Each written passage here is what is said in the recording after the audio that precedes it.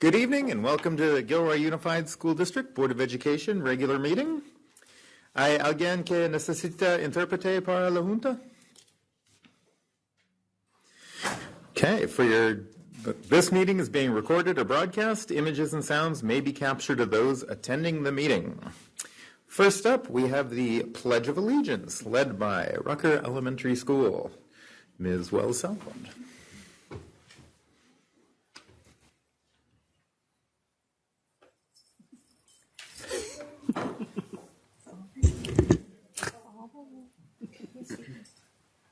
Benny, if you're speaking, come over here.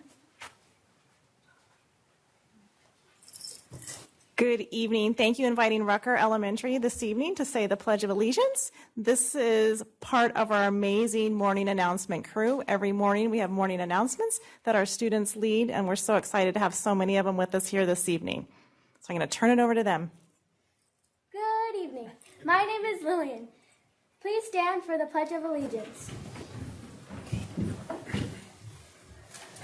Ready? Begin. I pledge allegiance to the flag of the United States of America and to the republic for which it stands, one nation, under God, indivisible, with liberty and justice for all. Good evening. I'm Goody, and now for the Rucker Way of Pledge. I will be safe, I will be courteous, I will do my personal best. Today I will be nice to my family. And now for the district board meeting.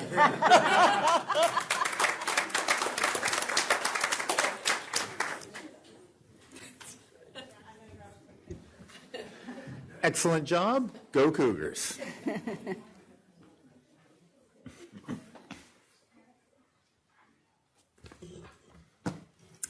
For the record, I'll point out that Trustee Doyle is absent this evening. All right, next up we have the approval of the agenda. President Pace, we would like to pull item 8L. 8L? Okay.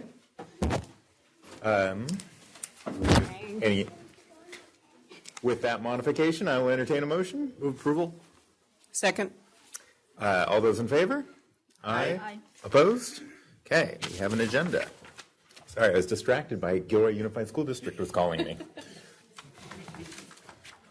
Next up, recognitions.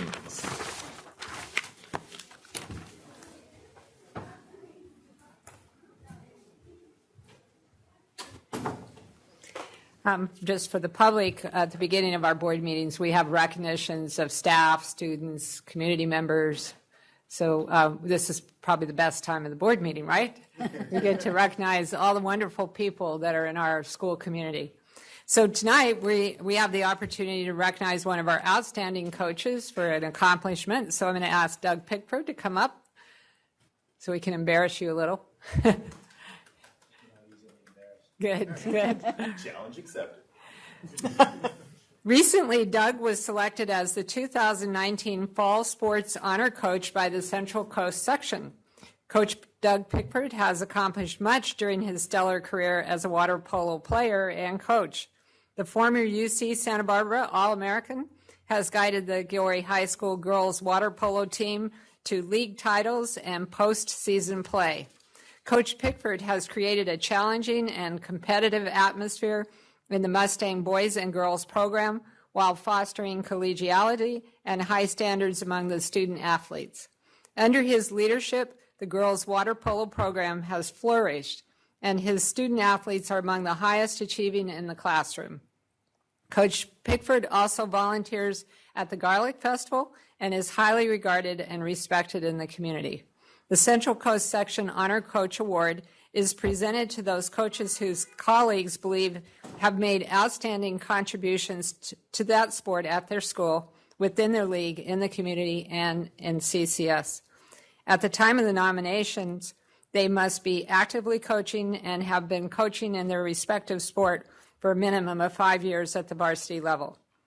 Attributes considered are maintenance of professional standards of conduct, general service to the respective sport, outstanding coaching accomplishments, additional contributions to the school and community, and being a role model and inspiration to athletes, coaches, teachers, administrators, parents, and the public.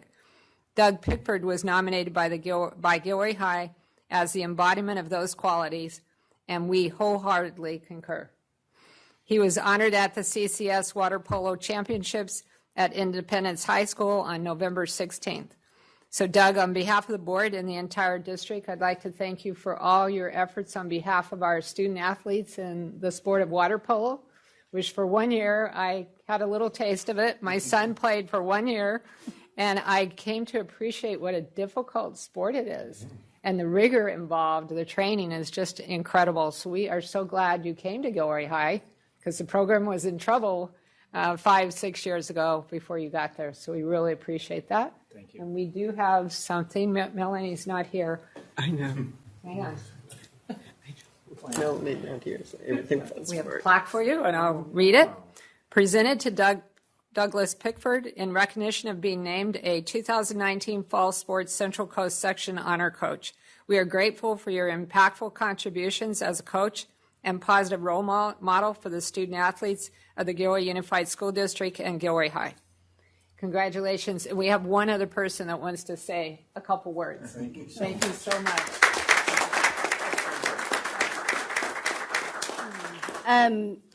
So I've had the honor of my daughter being on the water polo team, and I have to say, she started her freshman year moving from Morgan Hill to Gilroy. It was very difficult for her, but being on the water polo team has really helped her flourish, and a lot of that has to do with your leadership.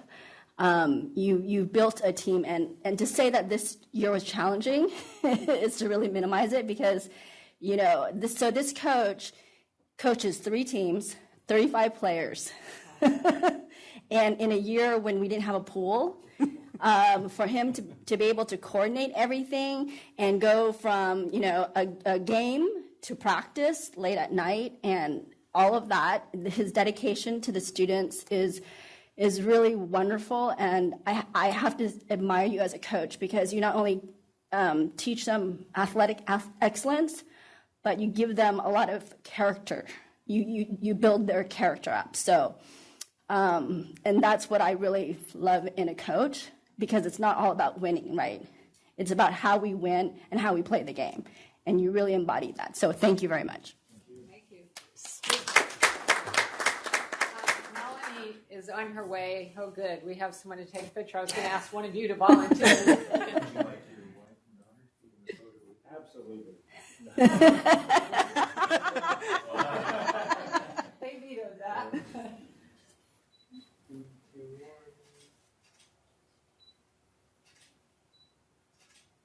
Great. Are you one of our students? Yeah. All right. We're going to meet some very special students in a minute. Thank you for taking a picture. Congratulations. Thank you. Okay.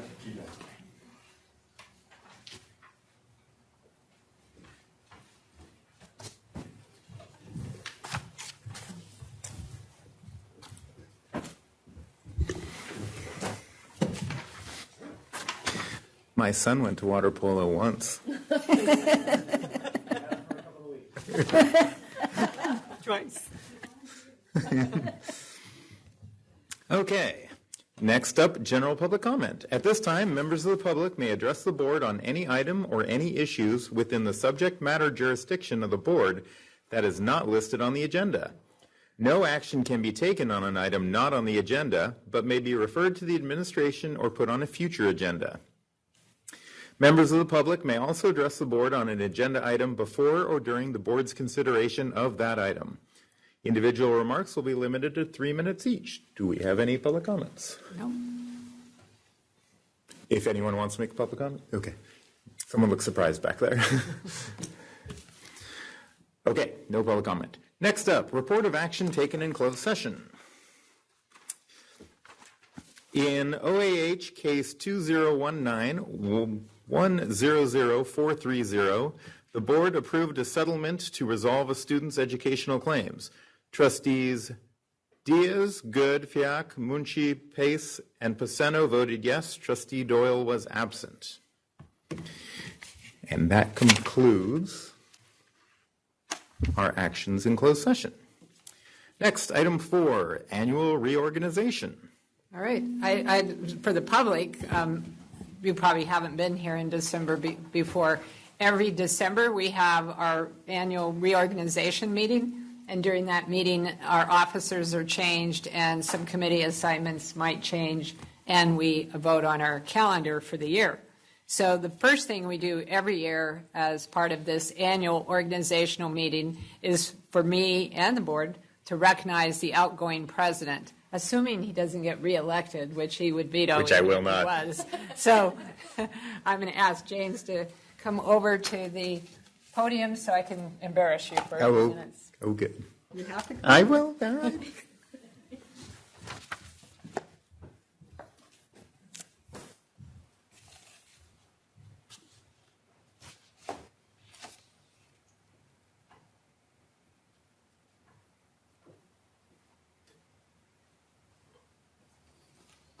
So I always do the comments, and then the board can join in if they wish, and thanking James for his service. But James has been on the school board 7 years.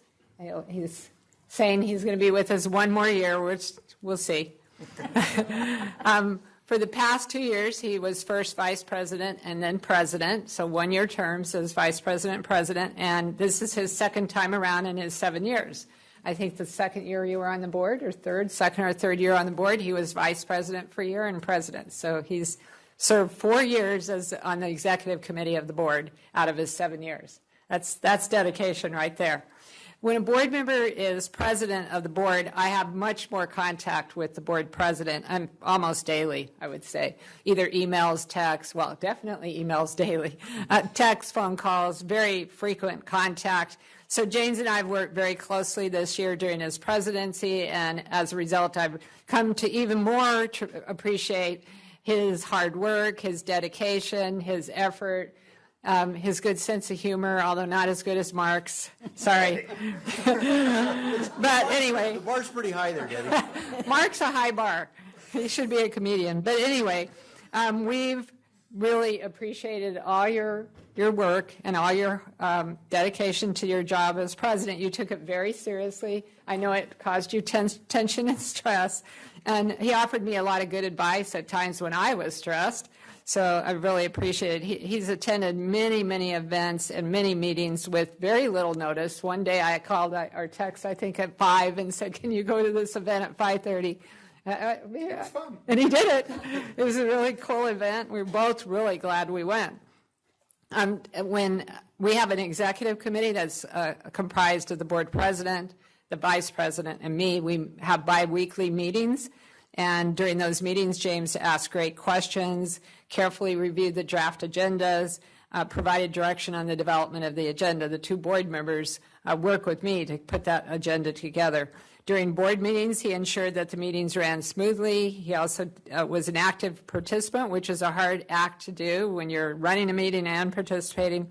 He did an excellent job of facilitating the meetings, treating everyone with respect. He did his homework before board meetings, studying the agendas, giving us questions, and he would send those questions in to us in advance. It's clear through his words and his actions that what James wants by his service is to have the best possible educational program for our students in this district. He's very dedicated to that. I know that's why he ran for the board, and he's proven over and over again that that's his passion, is to make sure we do the best we can for our kids. Filling roles as vice president, president, as I've already said, is a big role to fill. Despite all the hours he put into those roles, he continued to serve on the facilities committee, which meets monthly for 3 to sometimes 4 hours, plus sometimes walkthroughs at sites. He's also continued to serve on the SPAC, Superintendent's Parent Advisory Committee. In fact, he came on as a parent at Rucker, and he's pretty much been there ever since. It's a long time that he's been attending SPAC meetings. He also attended monthly meetings with the mayor and the city administrator, the vice president, and me. So many other meetings. He's visited lots of school sites, and attended many events. Like several of you got a request to go to Gilroy High Choir concert on Monday midday, and he was there. So in closing, James, I've really enjoyed working with you. I'm going to continue to work with you for another year, but it's different. It's different when you're board president or vice president. And I know the board appreciates all you've done as much as I do. And so we have a little present, a couple of things that we want to give you to show our thanks. So I got to make sure I do this right. Uh-oh. Don't pick up the glass. Okay. It comes off. Okay. So board, we created a new thing. We're going to do this every year. And it's a I don't know what you call these, but it says Gilroy Unified School District proudly recognizes James E. Pace, 2019 board president. Nice. We wanted to do something different. We've tried a lot of different things. And as we do every year, we always give plant or flowers. Okay. So we got you a plant, but this one's very special. He wears a bow tie. He wears a bow tie. And it's a good bow tie, so you can wear it. Thank you. Thank you very much. I don't. Okay. Does anybody else want to say anything? Oh, a picture. Okay.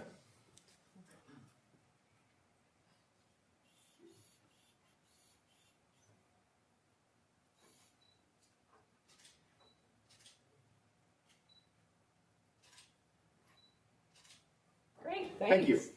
All right. Thank you very much. Oh, very, very nice. Oh, thank you. Thank you. Okay. You don't have to say so.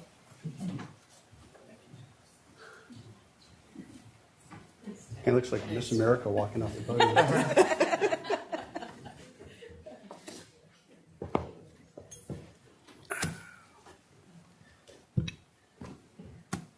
And now, to me, the best part of the evening, the election of the board president. I will take nominations for our next president, and then we'll close the nominations and have an election. So I'll open the nominations. Who would like to be president? I would like to nominate Trustee Markgood. Okay. Are there any additional nominations? Seeing none, I will close the nominations, and by unanimous consent, President Good, welcome aboard. Thank you. Do we have to vote? Let's call the vote. Who wants Mark to be president? Aye. Opposed? Okay, you're president. Thanks. You're welcome. Okay, next up, election of board vice president. Again, we'll do nominations, and then we'll have an election. So, I will open nominations. I nominate Trustee Anisha Munshi. Okay, any further nominations? I just second it. Okay, so I'll close the nominations, and all those in favor of electing Trustee Munshi to vice president, say aye. Aye. Opposed? Congratulations. And now we will swap some chairs. All we have to do is slide over too. Yes. Are we just sliding? Okay, very good. Or slide. Just those two slide, and then maybe James here, or I'll take Anisha's chair. James, you want me to put these over here? That would be lovely. Good. I was going to say, Do the whole thing. Oh. Oh, are you going? Where are you going? right here. Yeah. Okay, thank you. And this is why we call it reorganization.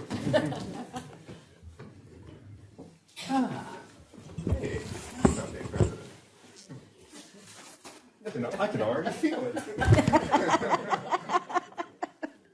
Big smile.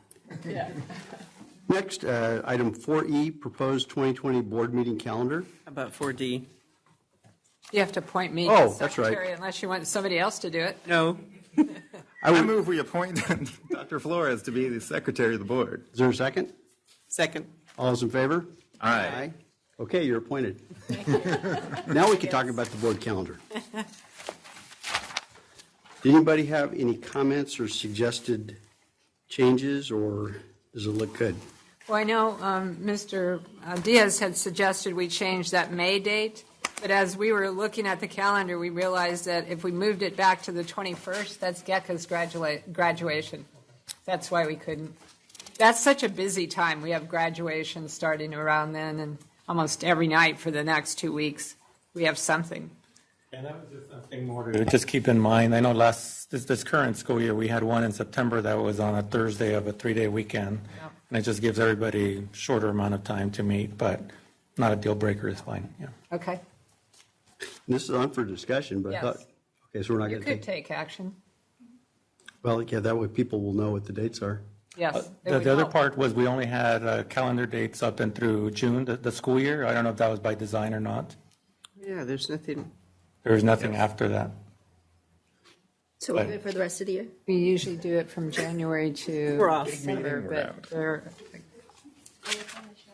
it's January to June. Yeah, I don't know how that happened. Thank you for catching that. We're going to have to bring it back. for the Okay. Next meeting. And when would the next meeting be? All right. So January 16th, does that work? That's normally we do it. Can we schedule one meeting? That's, excuse me? So if we're not approving a calendar, we should schedule the next meeting of January Well, 16th? we were just talking, could you approve the first half of the year? And we'll Okay. bring it back because we really need to schedule our board meeting dates. Sure. The school year, yeah. Those are a motion for approving the January through June board meeting dates. So move. Second? All those in favor? Aye. Okay, passes. Good. You have half of a calendar.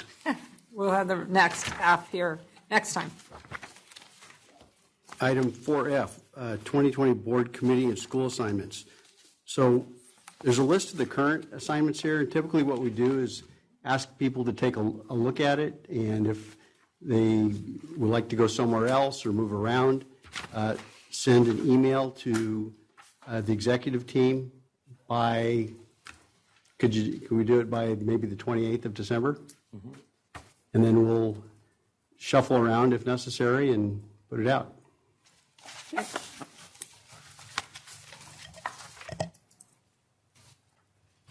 Item 5, and then we skip right to 6, Student Board Member Report. Gabriel Kong, Dr. T.J. Owens, Early College Academy.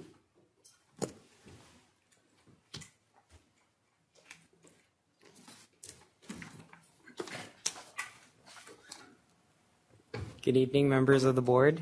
Today I'll be talking about events at GECA from October to December and events from Luigi Aprea from September to December.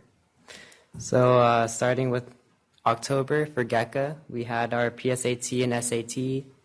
We had recruitment middle school visits and recruitment nights, and we also had our Halloween dance.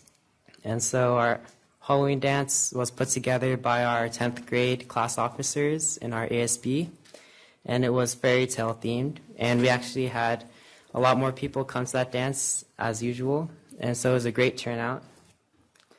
Recruitment, we had middle school visits to South Valley, Brownell, Gilroy Prep, and Solorzano. And we had 2 recruitment nights, one for district residents and one for out-of-district residents. And we had around 180 applications, and of those 180, about 90 will be accepted. And actually yesterday, we had our PSAT 8-9 at GECA for students to take as an acceptance test into GECA. And in in February, we'll have students take interviews at GECA. And they'll be notified of their acceptance later next semester. Other October events, we had our earthquake drill, and we also had our staff versus students volleyball match. The staff actually won that game again. In November, we had our Rock the Mock event at Gilroy High. We had a transfer day, which was an event at Gavilan, where colleges could set up booths in their student center, and GECA students could go and learn about the colleges and different career paths that they could take through those colleges. We also had our Week of Kindness in November, and so students could put out paper bags with their names on it, and other students could come by and put down anonymous notes spreading like goodwill and kindness around the school for that week. We also had class meetings in November. We had a freshman potluck for freshmen to get to know each other, and we had an advisory board meeting. And in December, we had our winter formal, our holiday bake sale at the Gilroy Parade, and we had our finals week this week. And so our winter formal was put together by our 11th grade class officers, and it was based off the Northern Lights, or the Aurora Borealis, like in the picture there. And we actually had 150 students go, which is actually a huge number for our school, because our school is only about like 250 people, so it's a lot of great turnouts this year so far for our dances. And looking ahead for GECA, we have winter break starting tomorrow, actually. Tomorrow's our last day of school, and our first day of the spring semester will be January 7th. For Luigi, in September, they started off with a fun run where they actually were able to raise $32,000 for their school. And they had their Bulldog Awards, where they highlighted students' achievements and character counts attributes. In October, they had their Monster Bash, where it was a Halloween-themed dance. And they had a kindergarten pumpkin patch, where kids were able to play games, make T-shirts, and pick out pumpkins for Halloween season. In November, Luigi was very busy. They had their Abilities Awareness Week, and they also had a family movie night for families to come and watch movies and enjoy themselves for a night. They had a 5th grade science event where they learned about the anatomy of cows, and they actually did a dissection of a cow eye. Also in November, they did their walk through California and the American Revolution, where they learned about the events of the American Revolution and the history of California. They had a visit from the officer of the K-9 unit of the Gilroy Police Department, where they learned about what the K-9 unit does in the police department. And they also had a visit from the California Dairy Council, where they brought their mobile classroom, you can see in the picture, where they had a live cow, and they learned about how milk gets from the cow to their school and to their homes. And in December, actually tomorrow, they're having their Winterfest, which is a event for both the Luigi community and the Antonio Del Bono community. And kids will be able to have food, make crafts, and even have a visit from Santa Claus there. And that concludes my presentation. I will be coming back in March of next year sometime. Thank you. Thank you for your excellent report, Mr. Khan. Next, Superintendent Report. Thank you. As we mentioned at the last board meeting, the school board and I attend the annual California School Board Association conference. This year it was in San Diego, so we all went down to San Diego for 3 days. We tried to attend as many workshops as possible, and it's very long days where we attend many, many workshops, and we learned a lot of information about new legislation, recent actions by CSBA in regards to the Fair and Full Funding Initiative, a lot of workshops on various hot topics in our schools. So it's the best professional development I've seen for school board members, and I'm glad we were able to go and participate in those workshops. In preparation for the ADB closure, in June we formed a district transition team, and the transition team is meeting at least bi-monthly. We're probably going to start meeting more often, and we've identified all the major tasks associated with closing the school and transferring students and staff. And so at our transition meeting, each of the departments are represented, like food service, transportation, facilities. Every department is represented, and our task between our meetings is to really work hard on resolving whatever our task is for the next transition meeting. So yesterday we were talking in greater detail than we had in the last meeting about, like, for instance, our transportation supervisor has already driven the routes. She's figured out what the buses will be doing, where they'll be stopping, that kind of thing. Our facilities department has gone to both Rucker and Luigi. They've gone to the classrooms that we'll be using and determined what we need to do to get the classrooms ready. Our food service people have checked out the kitchen at Luigi. Rucker's got a brand new, beautiful kitchen, but they went to Luigi, so they're figuring out what we need to do to bring that up to speed to serve more kids. So every department is working on this transition, and I think it's really helping. Kathleen Bierman's meeting now monthly with the 3 principals involved in this transition and identifying things that they think need to be accomplished so that we have a very smooth transition. Alvaro Mesa, our CBO, has met with at least 2 parties that are very interested in leasing the building. Both want to lease the building, and so what we're looking at right now is a joint use agreement where we would also have use of the building, and so we'll be talking more about that as we find out more information from the parties that are interested. So I think we're well on our way. Childcare is probably the biggest issue that we're dealing with, is how to make it work at Luigi, where they don't have as high a free and reduced count as we need to have an ACES type Power School program there. So we're being very creative about this. My commitment is everyone that has childcare now will have it next year at Rucker and Luigi, and we're working very hard. Kathleen and Mandy have really worked hard on that. Every department, student services, HR has a big role in this. We're all working really hard to make this a smooth transition.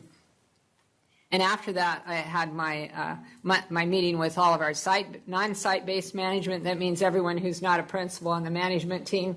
We have a separate meeting and talked about a lot of topics. And then this morning we had our principals meeting. So we usually do those pretty close to each other so we can share information with both groups about what's happening in the district. Last night I went to the Christopher High. You did get a picture. Okay, great. I forgot to take a picture. I sat almost in the front and forgot to take a picture. So Melanie worked her wonders and got a picture. Went to the Christopher High choir concert in South Valley. Just amazing performance. She had them perform songs that I think a college level choir would have trouble performing. It was really, really difficult pieces. Excellent concert. And I understand 3 of our board members went to the Gilroy High concert also, right? We went. Great. So that's great. We got to both concerts. We're doing our APS visits. I talked to you about that last time, talked about our process. So we did Elliott and El Roble, and we felt very good about our visits. It's a great process. Won't do what I did last time talking about the whole process, but by the end of the visit, we're able to give the principal feedback. We're able to give them graphs that they can share with their staff on what we saw. And as I mentioned last time, we're looking for best practices. And then our upcoming visits are at Glenview and Luigi. And I have a lot of meetings every month, including tomorrow. We have our facilities committee meeting, 3 board members on that. Where the city often comes to our meeting. They are coming tomorrow to give us an update on various projects, issues that are important to us. And then we have a monthly Run for Fitness meeting because that's coming up in March 14th. We're working really hard on that. We have a mayor city administrator meeting where the president and vice president attend that meeting once a month, and that's next Friday morning. So we have a lot of meetings coming up. And then, as you can see on the screen, there are a lot of events in the next 7-8 days of school that we have left. And I know there's no way we can get to all of them, but if we could get to some of them, that would be great. We do a district office luncheon here every year. Cabinet provides the luncheon for all the district office staff, and that's next Wednesday. So we're looking forward to all these events that we have before we break next Friday. Hard to believe. And that concludes my report. Thank you. Thank you for your report. I have one other thing. Good Lord. You would have jumped up. Well, we wanted to do a little extra thing as part of my report tonight because it's so cool. So I think I mentioned to you, or Melanie, you mentioned it to them. She's formed has communication interns now. There was a process. You had to apply. You had to go through a process, interviews and stuff like that to be part of one of our public relations interns. And Melanie wanted to just show you something that they've done. Thank you, Dr. Flores. I apologize for the casualness of my dress, but I am the new parent of a county wrestling champion from Brownell as of 10 minutes ago. So I am just so thrilled and proud of him, and ran out of that gym at South Valley like my hair was on fire. I appreciate your grace letting me be a mom too. So if I may, I wanted to talk a little bit about our communications intern program. This is Lucas Becker, and he is a senior at GECA, and he is not the only communications intern. He just is the only communications intern who won the drawing to be here tonight. We meet... I know, he's wonderful. Not anymore. So they're my favorite. We meet Mondays at Gilroy High from 3:45 to about 5 o'clock or later weekly. It's the best part of my week. I love you all, but they really are just spectacular kids. And one of the first tasks that we charged them with was to come up with a public service announcement about the Stop It app that we rolled out in our schools last year. I feel like it's a really timely thing, and I'm very proud of the work that they continue to do. We meet, as I said, weekly. Kids are working on all kinds of things. We have social media campaigns that are forthcoming. Lucas is spearheading the development of our own logo. But the Stop It PSA was put together by all of them. You'll hear all of their voices on it. It's a short clip, but I think it's really timely and it's very exciting. I also have to take my hat off to Natalie Martinez because she comes to the district with a journalism background, and she has really sort of guided these kids where I'm all up here and Natalie's like, let's just keep going on a path. Melanie, stay in your lane. So I have to thank Alvaro for sharing her with me. I have to thank Dr. Flores for humoring me with this crazy idea. We just opened applications for second semester 2 days ago, and we already have 20 applicants as of, 20 minutes ago. So without further ado, would you do the honors of putting I'm sorry. So this is all developed by the interns. The voiceovers are theirs. The production quality is theirs. Everything is there. The content is theirs. They wrote the script. They came up with the ideas. They worked together. And go. We're a unified school district. There's a lot to look forward to in the months to come. Dances, sports games, spirit weeks, and other fun-filled events. But we as students get that it isn't always that easy. We're facing bullies, inappropriate behavior, peer pressure, and even our own dark thoughts.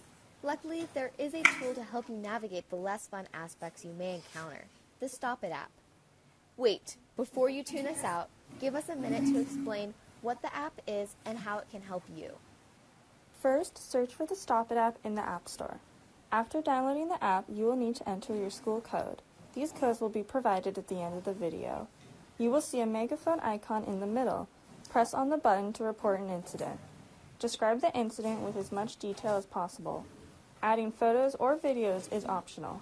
Choose the type of incident you are reporting. The options are bullying/cyberbullying, school threats or violence, guns and drugs, suicidal thoughts/self-harm, or other. Providing your name is optional. Choose where the event occurred. The options are on campus, off campus, online, and on the web, or on a school bus. Select the date the problem occurred. Click the button that shows you understand false reports will be fully investigated and prosecuted to the full extent of the law. Safety is our main concern and the basis for Stop It. If you or someone you know don't feel safe, this is a way to reach out and make a positive connection. Stop It is completely anonymous. Anything you submit will not include your name, and you will not be asked your name when you first download the app. Submitting a tip can only help you and your community. Now that you have learned how to use the Stop It app and its importance, we hope that you will make the choice and download it for yourself. Safety is not a joke. School is a place where the well-being of ourselves and everyone should not be threatened. Remember, if you see something, say something, do something. Download the Stop It app today using your school's code. And then based on the school site, the code will be the last slide of the PSA. So I'm really proud of them, and I think it's really cool. So thank you for indulging us.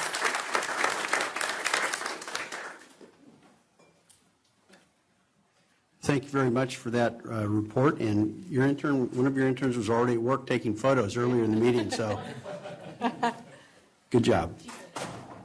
Next 8, we have the consent agenda. I'll entertain a motion. I make a motion as amended. We removed item 8L. So I will make that motion. Second. All those in favor? Aye. Opposed? Motion carries. 9, we have a public hearing. Gilroy Unified School District initial proposal to the Gilroy Teachers Association for reopeners for the 2020-2021 school year. Good evening, President Good, members of the board, and Superintendent Flores. Today, on behalf of the Gilroy Unified School District, I am presenting to the public the district initial proposal to begin the negotiating session with the Gilroy Teachers Association for Government Code Section 3547. And in this document, we've provided the articles that the district intends to open to begin negotiations. And is there any public comment? Hearing none, I'll close the public hearing. Thank you. Item 10A, Local Control Accountability Plan and Budget Survey Results.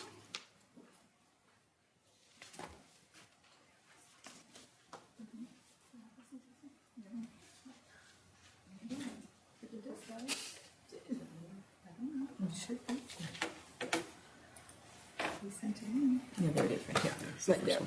I thought you asked me if I had. Good evening, President Good, members of the board, and Dr. Flores. We are here this evening to present the results of the 2019 LCAP and budget survey. Would you be my Dana? Sure. Thank you. So we'll be co-presenting here this evening. So this is just some information about the survey. We did have it open for a 4-week period, and here you will see the participation rates. We're going to tell you a little bit about how those rates compared to last year in a moment. The survey covers similar items to last year because we want to be able to compare results, so there were very few changes to the survey, and it also asks about budget priorities. So you will see both of those things reflected in the survey.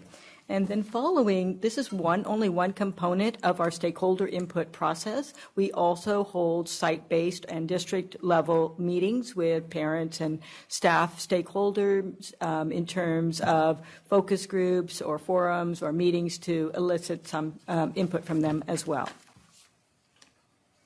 So, whoops, I don't know why that is fuzzy right there, but this is... It really talks about our belief system that we believe that talking to all of our stakeholders does makes us better at the work that we are trying to do. It helps us improve when we see different perspectives, be they from staff or students, parents, and gives us an opportunity to improve so that we can best meet the needs of our students.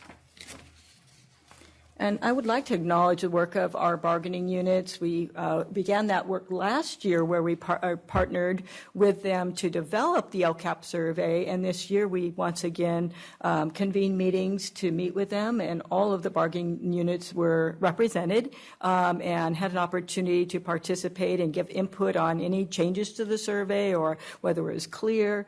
We really appreciate the time that they spent. Again, we feel like that improves our process and also gives all of us a better understanding of what the LCAP is about and gives us all ownership. So it isn't something that just lives in one department. It is really pertains to the entire district. They also provide input to this presentation. Yes, absolutely. They did provide input to the presentation. Thank you, Deb. You can also see the next steps in the timeline and when we developed the survey and then began to analyze that. And that will go into the development of our new LCAP. So here's where you can see the differences between last year and this year. We put a lot of effort into trying to reach out to schools and the community to encourage people to take the survey. We think it's important that they provide us with that input. And of course, not everyone is going to do that, but we had fewer parents this year. That was a bit of a surprise, but we had more students, so that was great. And again, we're very thankful because our administrators made a big point of making sure that all the students participated in classrooms, and this is 5th grade and up where we survey students. So they're an important voice in this process. Slight decrease in the number of staff members. Again, we do a lot of encouraging, a lot of reminders. The principals do that as well, to please take a few minutes to complete the survey.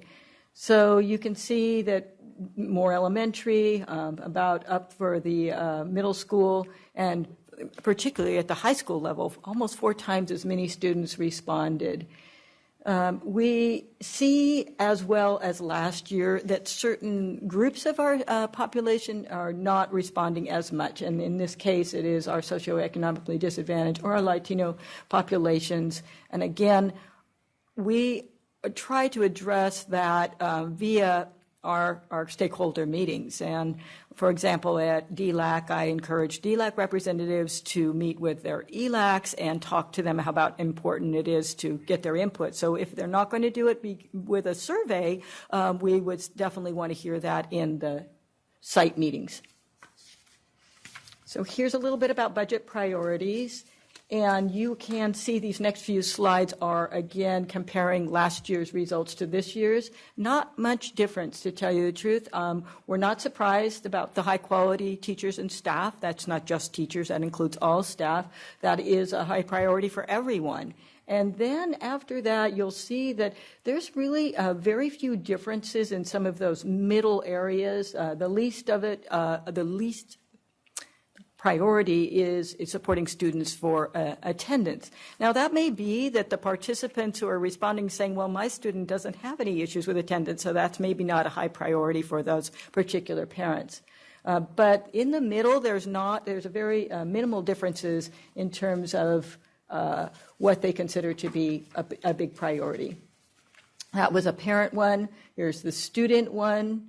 So you can see what students value. Certainly technology is a little bit higher for students, but down a little bit from the previous year. And they rated the attendance actually fairly high.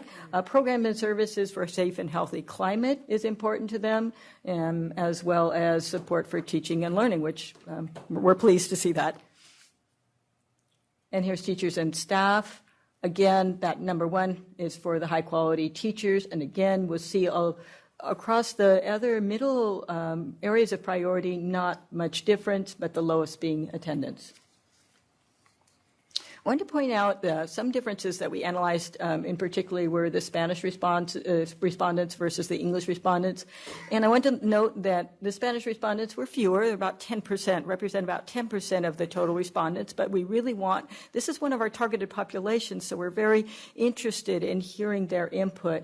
And so you can see that they had slightly different responses. So maintaining current levels of support is important to them, as well as some of our specialized programs. That might include dual immersion, biomed, any of those programs. And likewise for the parents, it's a similar response. Whereas our English respondents had slightly different answers in terms of the technology and the enrichment. Although support services are listed as well by the staff.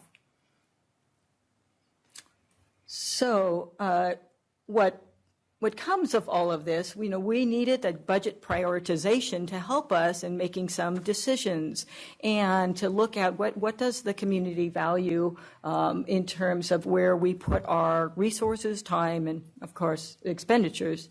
We again see that it's the high quality staff, teachers and staff, and that's across all of our groups, whereas the lowest one was levels of attendance, as I mentioned previously. And again, you see that there is no statistically significant differences among the other ones. This is a graph basically showing what I just mentioned. It makes it a little bit tricky when we look at trying to figure out, well, then what is it that we want to address if, in fact, we can't draw a lot of conclusions for that. But as you'll see, our LCAP actually, our expenditures closely mirror what the community is saying. And now we're going to pass it over to Alvaro. Thank you, Ms. Berman, and good evening, Board, and congratulations, President Good, and congratulations, Vice President Munshi. We thought it was important to show the history of budget reductions because it has taken a lot of painful reductions to be fiscally solvent. Going back to 16, 17, we had over 5,000, we'll show the enrollment numbers in elementary, and then 4 years later, we declined 400 in that grade level span. Overall, in 17-18, we dropped by 193 students district-wide, TK-12, and that began really the phase of this latest round of cuts. You'll recall during the recession, there was a total of $20 million worth of sacrifices. So it's important for us, as we look at survey results, to see recent budget reductions, and then looking at the top priorities and see if things are coming in out of whack or out of line or some kind of red flags, as budget cuts have consequences. And so what we see and we can infer is that we've really been strategic and delicate about our budget reductions, because we are holding true to our goals of the LCAP. So that's really the takeaway here, is a lot of painful sacrifices, and really what we see in the results on the top priorities for the budget, being in relation to last year, they really haven't moved the needle in terms of what number one or number two priorities are, or even anything in between. Yet this year we had $2.8 million worth of reduction, and that's significant. So I think it was worth pointing that out. And of course, we're looking for additional revenue as part of this plan as well. Do you have a question, Trustee? I do. Actually, I have a comment on the decline of over 400 students.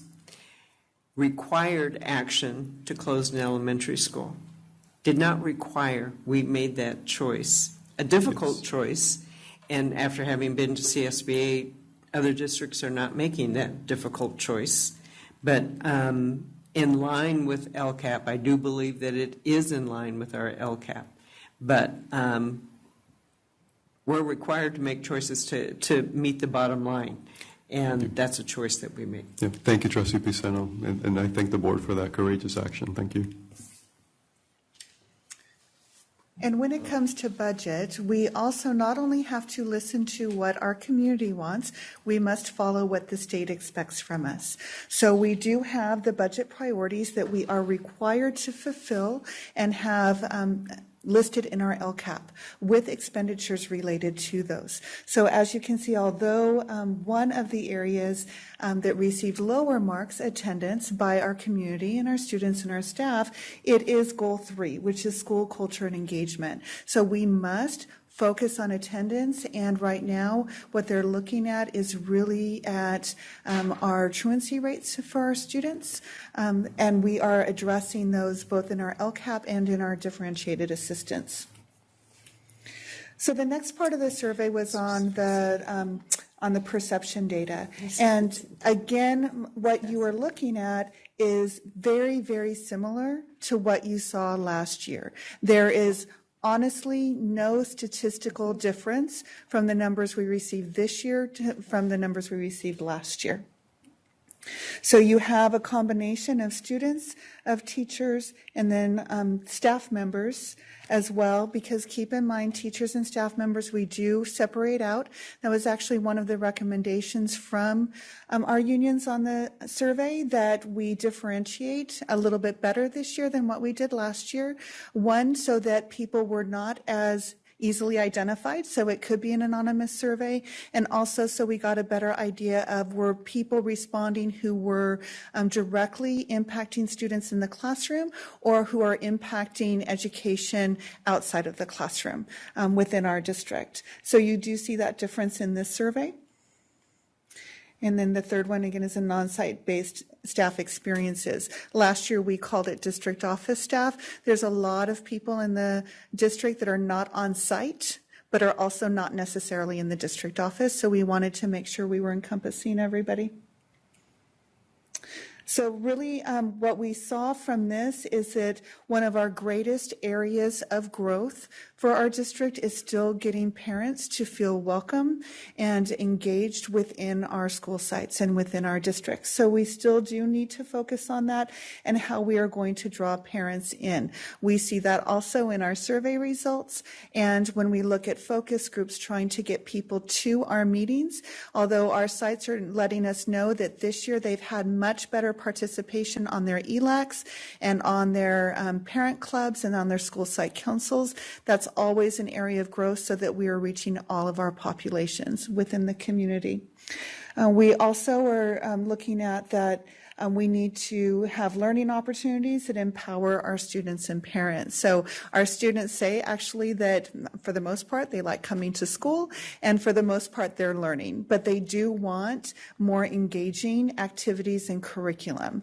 So we actually just went to a conference, and one of the key takeaways is the keynote speaker held up his phone and he said, "This is your teacher. They can get everything that they need to know academically on this device.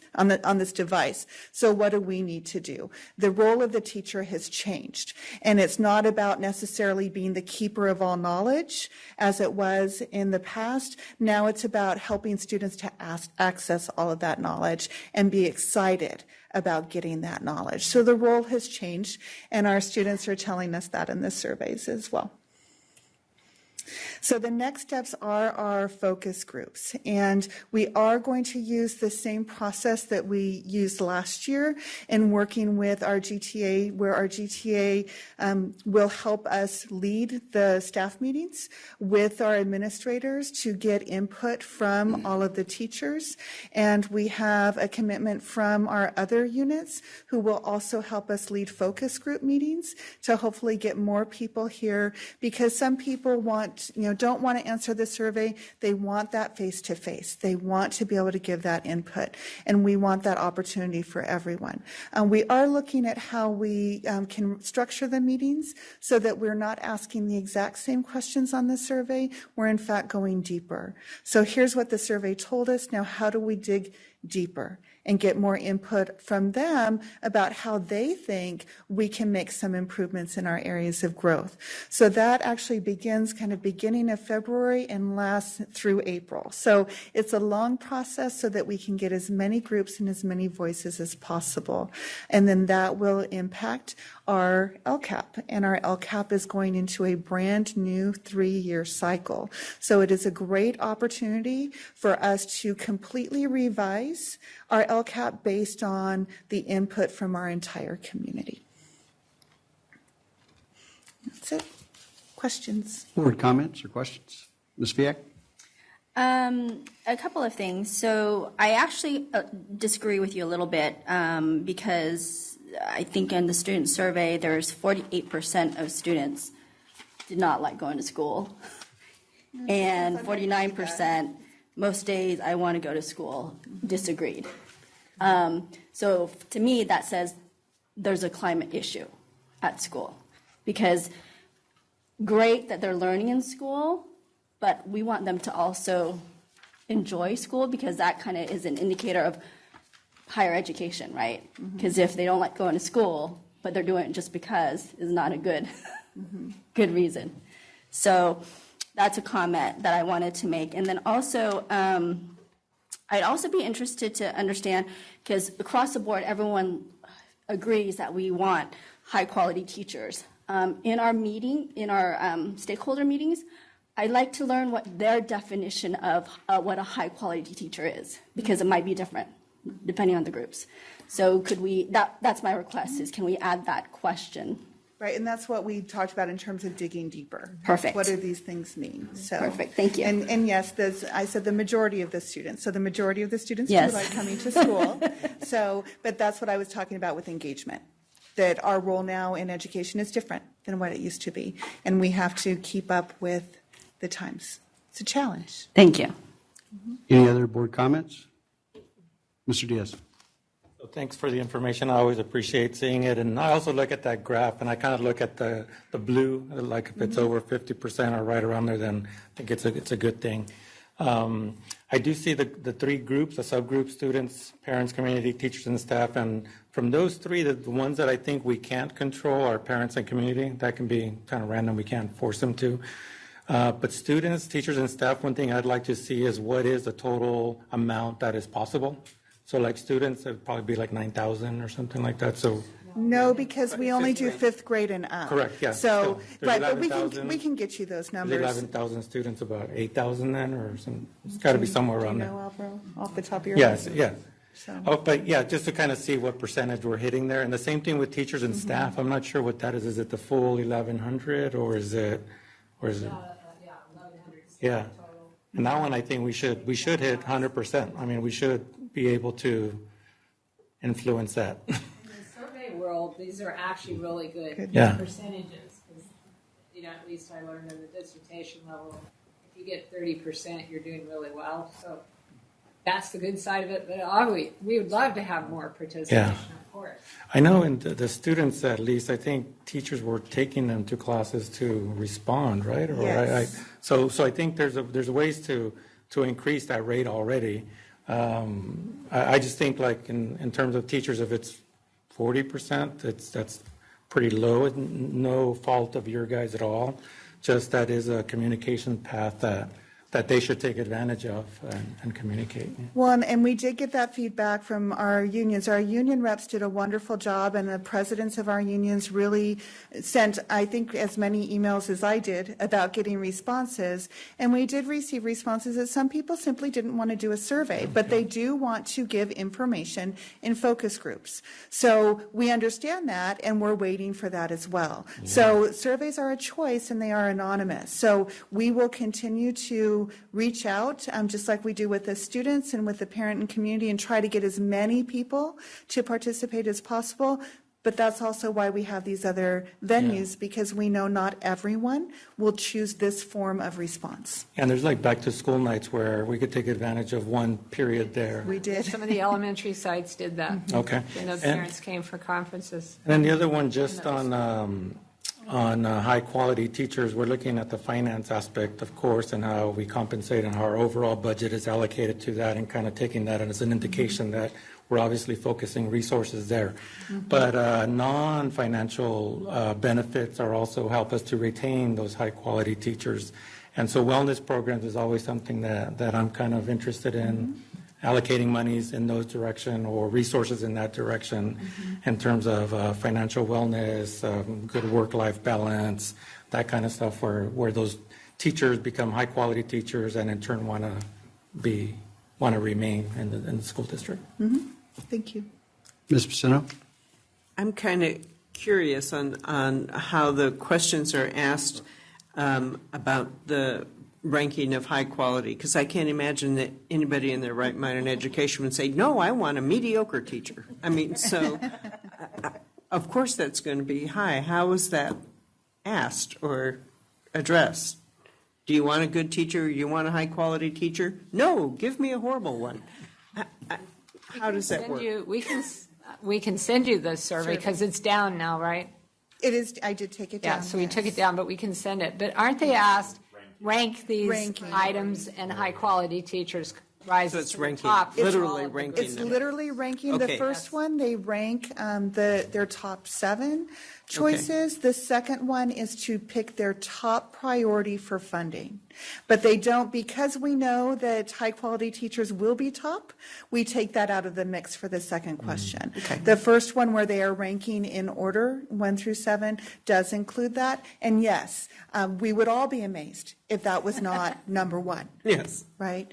So number 2 then tells us for that priority funding, where they want to put their money. And that's where, for most of the groups, it's kind of flat. So it makes it a challenge for the board and for us to look at those priorities in the LCAP and see where we're going to put the money, because you're getting, between 25 and 30% across a large range of categories. Yeah. So, and that doesn't surprise us, because we are lucky in Gilroy that we have a lot of wonderful programs that people are participating in. And of course, the people participating in those do not want to see them go away and are going to put them in a higher priority than others. Thank you. Mm-hmm. Any other comments?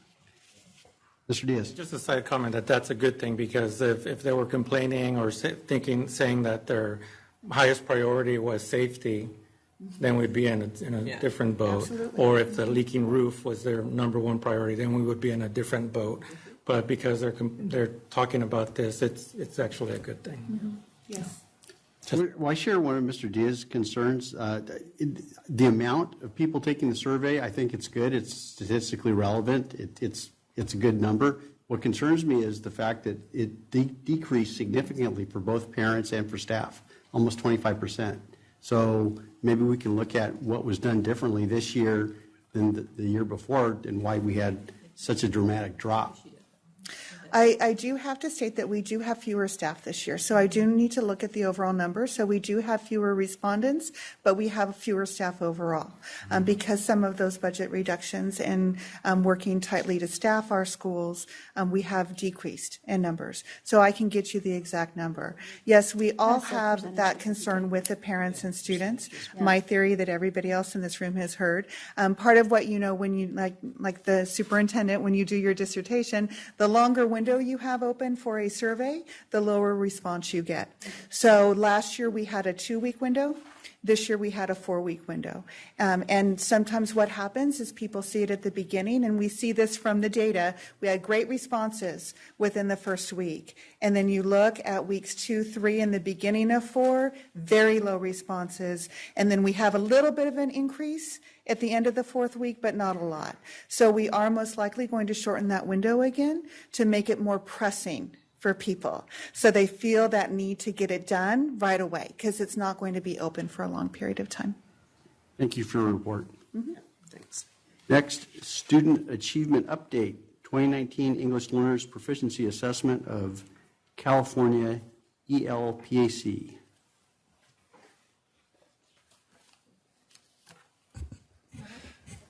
Yep.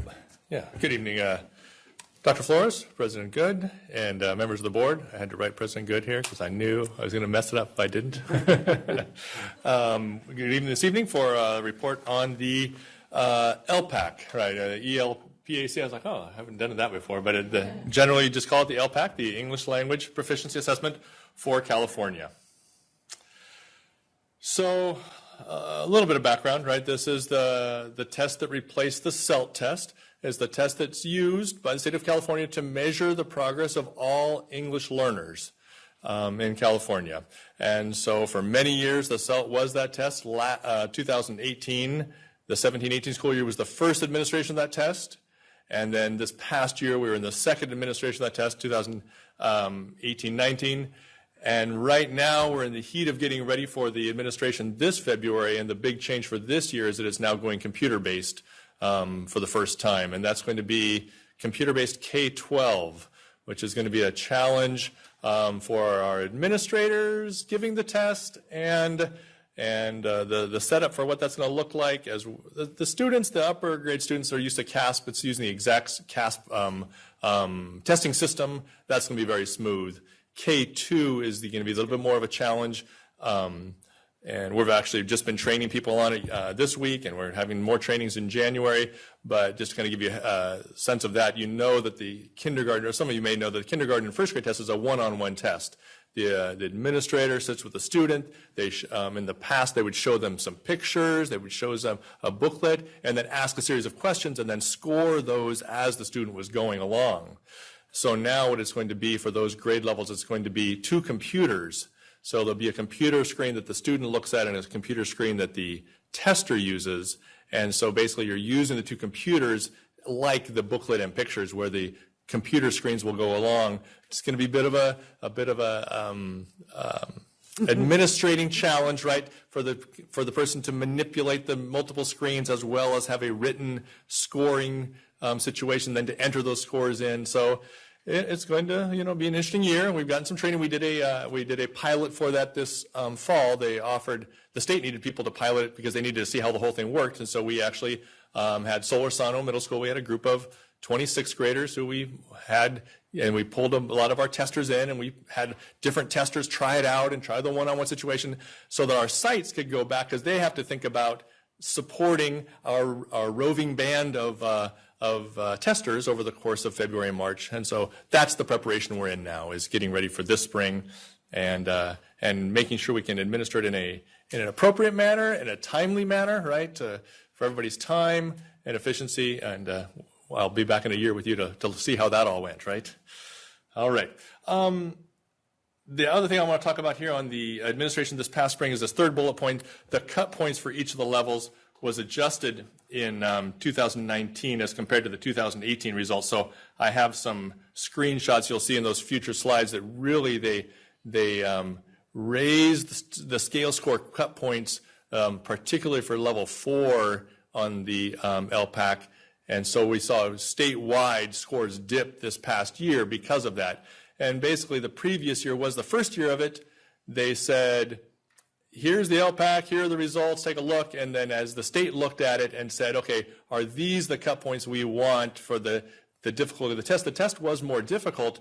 And so actually when the scores came out, last year we were at about, or the previous year we were at about 30%. Well, we'll see that slide. We were about 30% level 4 and 30% level 3. And so when I combined those level 3s, I said, well, we're in the 60s.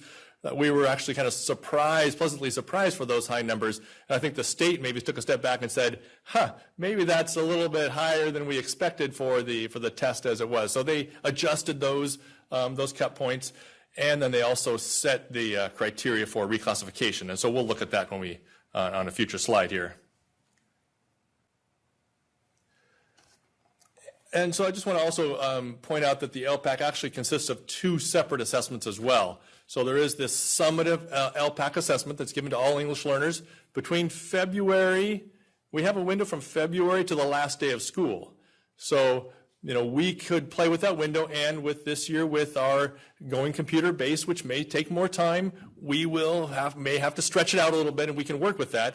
Our goal is to kind of keep LPAC away from CASP, but CASP has a window that's only in end of March through May, so we want that to be strategically given. So our goal is to use, and most districts, the goal is to give LPAC in February, March, kind of have that set aside, both for the students to separate these for those English learners that take both tests, as well as for our schools who have to manipulate that whole set of 2 state required tests. But in addition to that summative, then we also have the initial assessment, and that is the assessment. It's a shorter version of the LPAC that's given to every student when they enroll in school. They indicate there is some other language in their home other than English. Then that student is assessed to determine, is that student already proficient in English, or is that student somewhat or more limited in English, and then would be designated as an English learner, and then be given the summative assessment for the next series of years until that leads to their reclassification at a future point in time.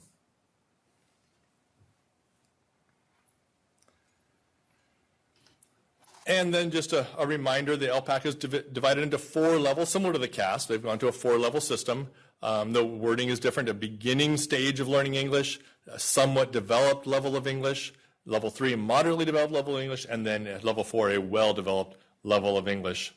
And then on the chart that the parents receive, and is kind of a showing how the 4 levels of LPAC correspond to the 3 levels of the ELD standards. So the standards that were written were put into 3 levels, and the LPAC, they made the decision to divide it into 4 levels. In addition, the 3 ELD standards kind of have a beginning of that level and an ending of the level of each of those standards. So it's actually kind of a low emerging and exiting emerging, low expanding, high expanding, and then the same for the bridging. So those are divided into kind of 6 subcategories then. But then to go back to the 4 levels of LPAC, however, and so what I did again, like I did for the CASP a couple weeks ago, or a couple meetings ago, was just take screenshots from the public site, so that we're looking at it the same way. If you go to the public site with the LPAC results, along with CASP results, that you can see there, it's the same graph. If you recognize this from a couple of board meetings ago, they're kind of using the same graphing for LPAC that they use for CASP, which is nice, both for educators as well as for parents to kind of see things in the same scale. And so here we have this is the state of California results. And you can see what they're saying is 16.4% proficient. So they're using the word proficient here. But what you can see is they're equating proficiency with the level 4 category, the well-developed category. So 16.4% of students are at the well-developed mark. So then if we compare that to the state of California the previous year with the previous cut points, like I had mentioned before, that 30%, right? So previously it was about 30% at level 4 and 34? 34.5% at level 3. And we can see that same trend happening with the moving of the cut points then. With Gilroy Unified, 15% compared to 16% of the state, right in that same ballpark at the proficient or level 4. And so the reason, one of the reasons they moved that cut point and tightened is the state now has set level 4 as that minimum level to be reclassified. So the previous year they had they had reduced, or they had presented to all of us the first year of LPAC, said, here's your results. Districts, you set your own criteria for reclassification. And so I came to you and I said, what we were doing last year is we decided to take the level 4 and some of the high level 3s. We felt that fell into the ballpark of what we would reclassify. So that actually, for us, here's the previous year, right? Then we had a group of, over 35% of students that we were looking at, in somewhere 40-45% of students. Now a large number of them might have fallen into the kindergarten, first grade, second grade, and we often really hold them to higher standards. We hate to reclassify a first or second grader if we don't really have strong other reading data on those, especially as they're just beginning to learn to read. And so, second, third grade is where we really start to begin to reclassify larger numbers of students. So, by definition, I'm coming back to the previous slide then, the state is saying, okay, now this is the group you have to work with, and then we'll still look at our other data, the STAR reading data, the Fontes-Pinnell reading data for our first graders, and MAP reading data and CASP data for the upper grade students as well. So we'll use those other data to make those decisions about reclassification. And how did that play out across all of the grades here? So these are those results on last year's students, and so we can see down at the very bottom right-hand corner, right, the 15.7, and we can see kind of how it played at some higher and lower percentages across all of those grade levels.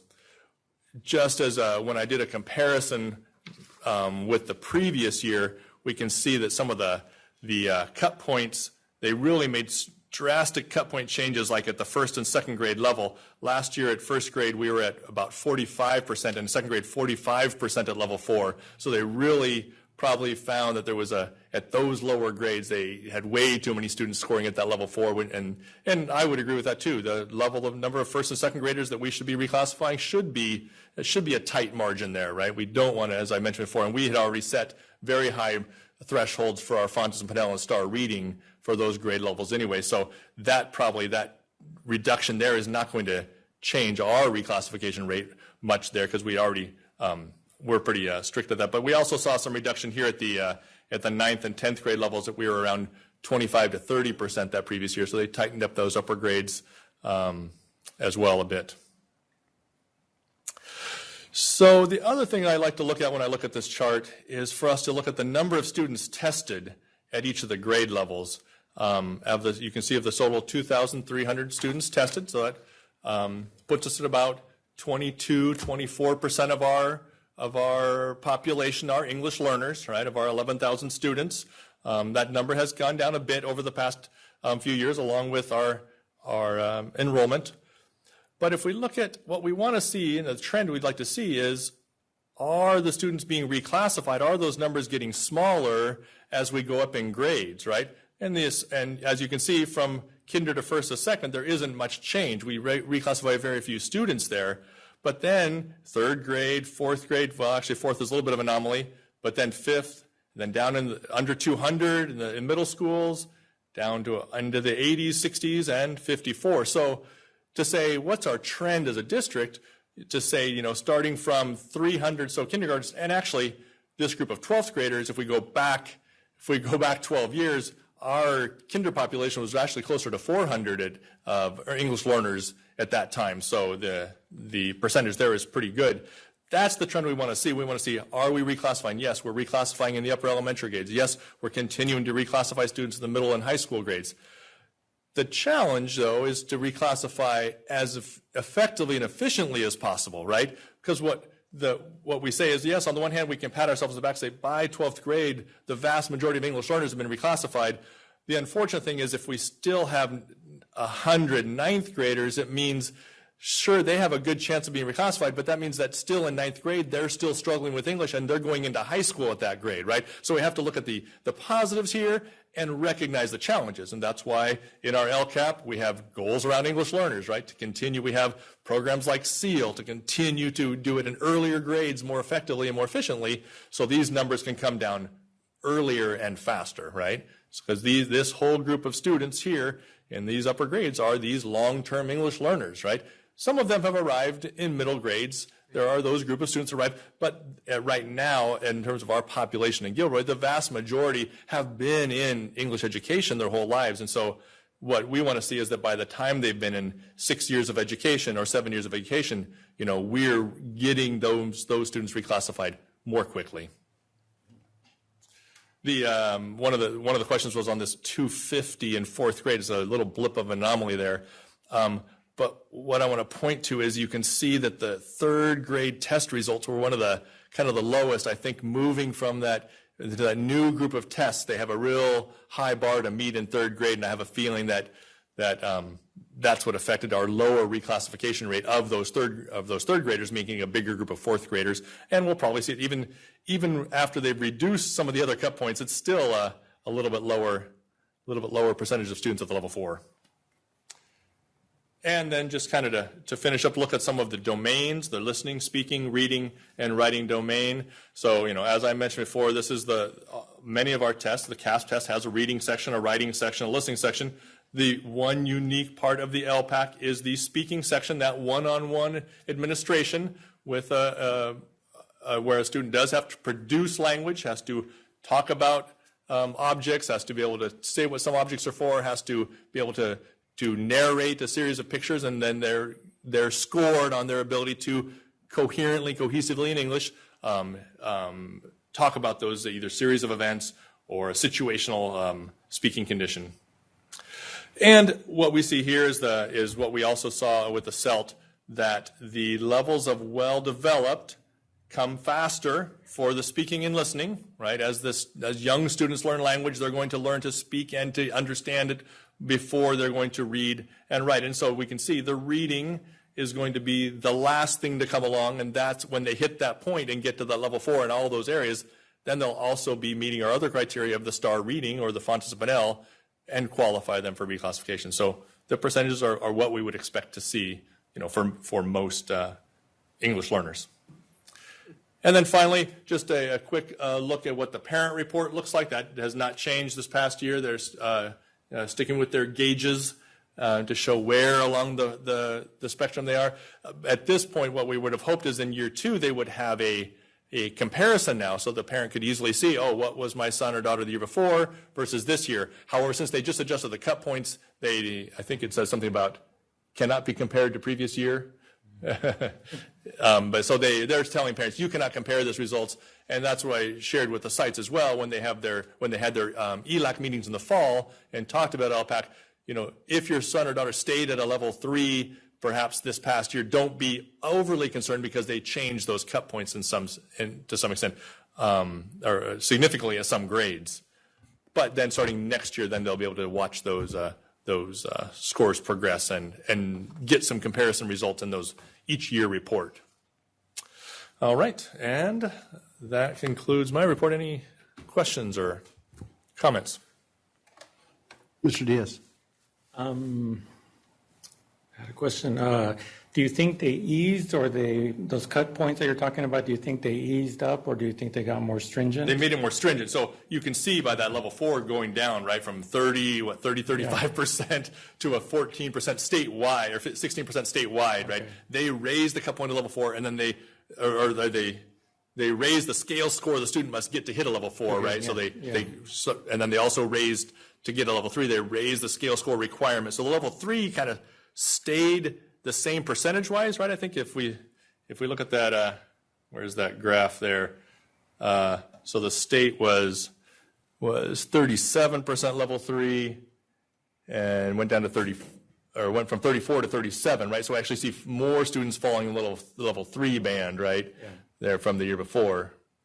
Okay. Yeah, and then the level 1 and 2 bands, right, expanded, and level 2 in particular expanded quite. So you can see where they moved those scale score cut points to make that adjustment. And then those students that are tested at the upper grades, do you have data on students being backfilled, like new students arriving, or are they the ever learners that are remaining in that group? Right. So you can see, like if you take that 9 through 12, 180, 200 and 300 students almost, and we have at each of our high schools we have a one ELD 1-2 class with about 10 to 20 students. So there are, and then there's an ELD2 class, so there are, 40 of those 300, right? 40 to 60 of those 300 maybe has arrived in the last, 3 years. So there are those, but you can see the vast majority are students who have been here, right, the most of their life.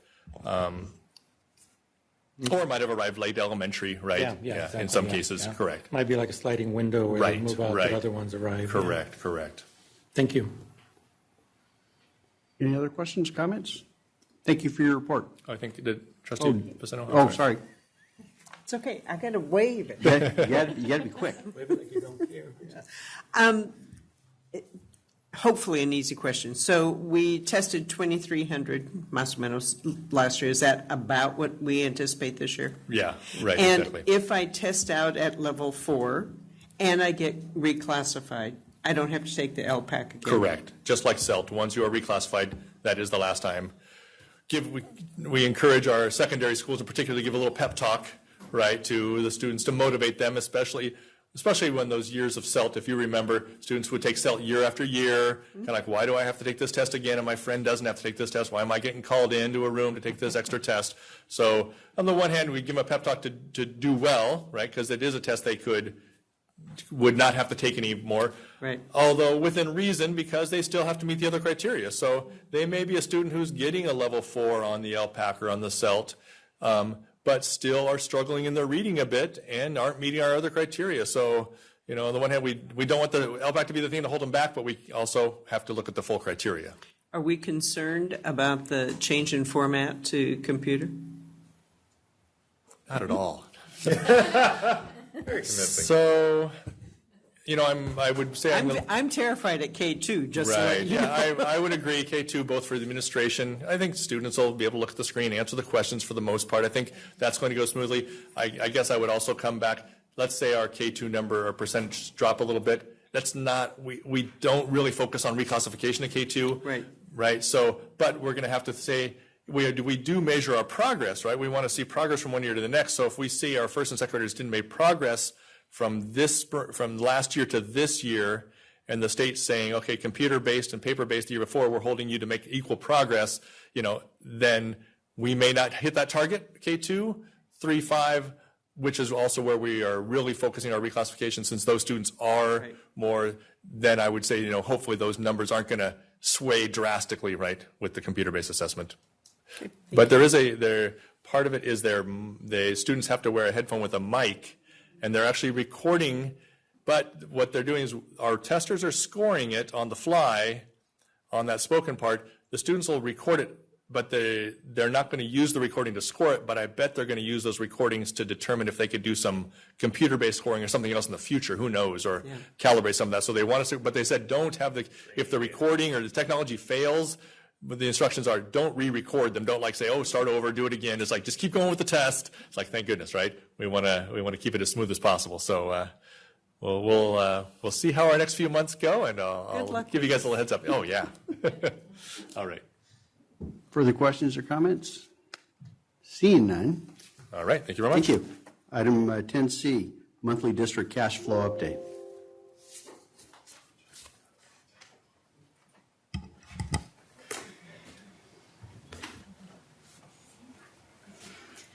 Good evening, Board President Good, board members, Superintendent Dr. Flores, and community members. I wanted to bring you up to date on the current cash flow status.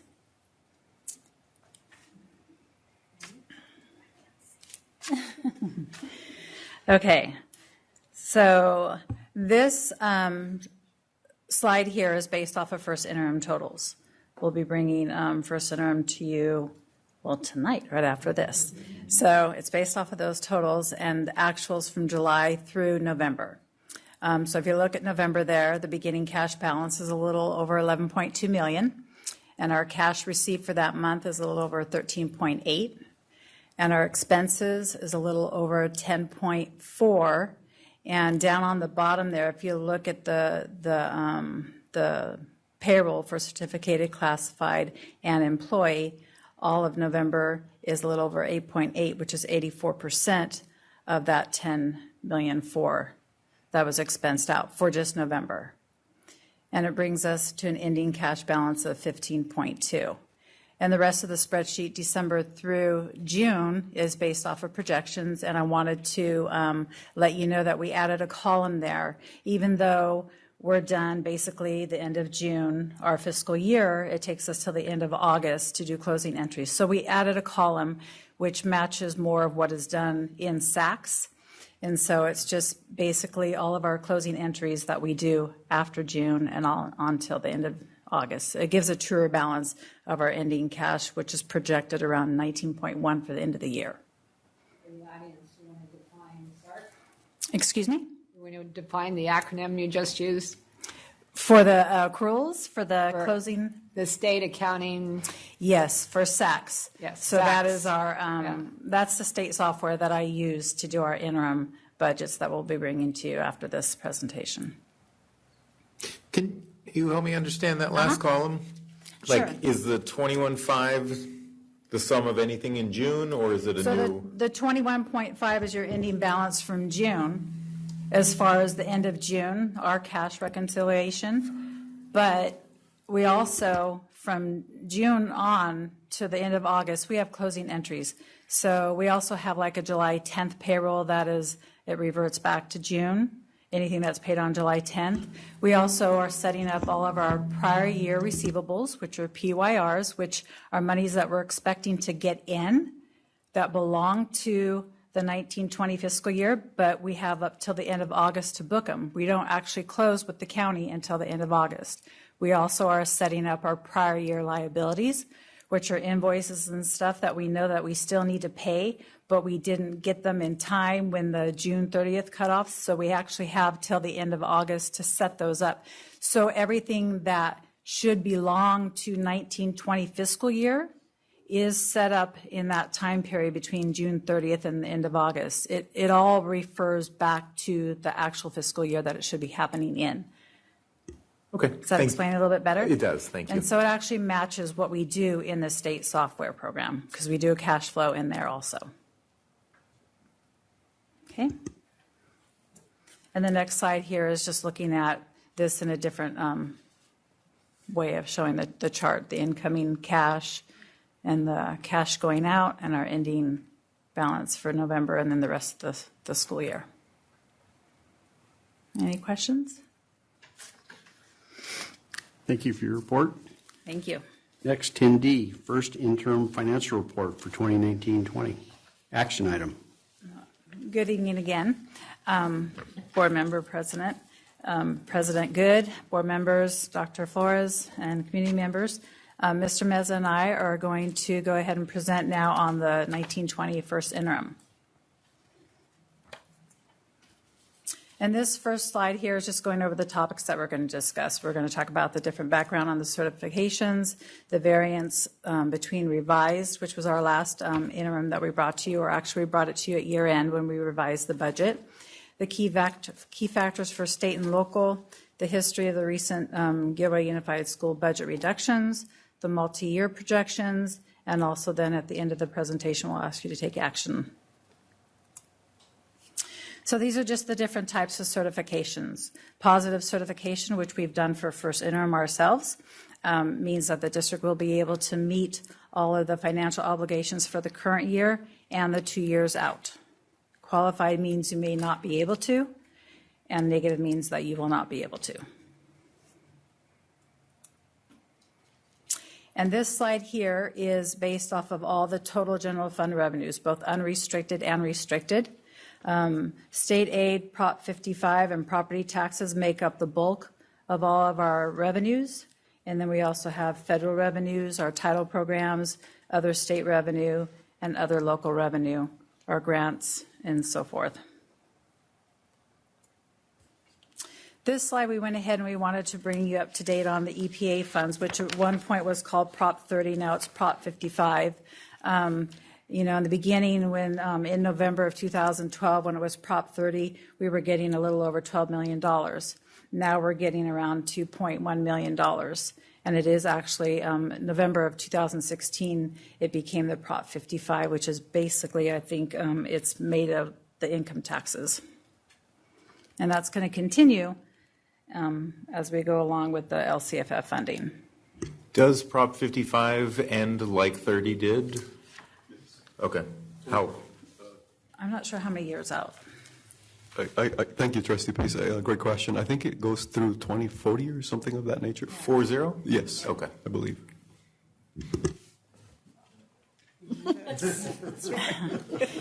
And this next slide is your total general fund expenditures, both restricted and unrestricted. And again, here, the majority of the expenditures are employees' compensation. With both total general fund, the unrestricted and the restricted portion, it's the total compensation is around $107 million in dollars, around 75% of total expenditures. But you'll see with the next slide, we did just the unrestricted part, because if you take out the 5.7 or so million that we set aside in that rollover, carryover one-time funds, then the actual percentage for total compensation is more around 87% of the total expenditures. Yes. I'm sorry, I'm sure I've asked this before, but so on the revenue side, we show 134 million coming in. Yes. And the expenditures 142 going out. Yes. We are deficit spending $8 million. Yes, and part of it is the one-time funds also. Yes, thank you, Kimberly. It is, but it's also including the beginning balance, which is, you can see this tiny thing, but $3.5 million of restricted programs. So when we say deficit spending, we really look at the unrestricted general fund, Trustee Pace, as you know, and that's the $4.8 million number. That's the one we focus on, and that's where we have $5.3 million of one-time expenses. So if you take that one-time expenses out, we're really net increase, almost a perfect budget, balanced budget for this year, if you adjust for that one-time expenses carried over from the prior year and look only on the unrestricted column. I can explain that better when the multi-year is actually on the screen. Thank you. Ms. Pacino? I just have a question on STRS and PERS. I assume that that's under employee benefits, not Yes. salary? Okay. Yes. So this is the variance slide, and this is the unrestricted portion only of the general fund, and this is from the revised budget at the end of the year, and what we're doing right now, first interim. The variance in the revenue there, we had a little over close to $901,000 of special ed early intervention dollars on the unrestricted side that have come in, and that's been budgeted for. And then the rest is between local, the rest of the revenue, that's the difference there, is between interest and local, like grants and so forth, donations. And then, of course, expenditures, they went up around $114,000. That's due to looking at different contracts and so forth, making sure everything is in the budget. The contributions went up around $141,000. Our special ed SELPA that came in, the COE costs were projected to be higher, so we went ahead and we made that adjustment now, and it could change at second interim, it could change before year end, but we went ahead and made that adjustment. And so when you get down to the ending fund balance, it's a little over $1 million, and that's due to the higher revenue that came in, and then the expenditures. And our 7% minimum unrestricted reserve is around $645,000 more.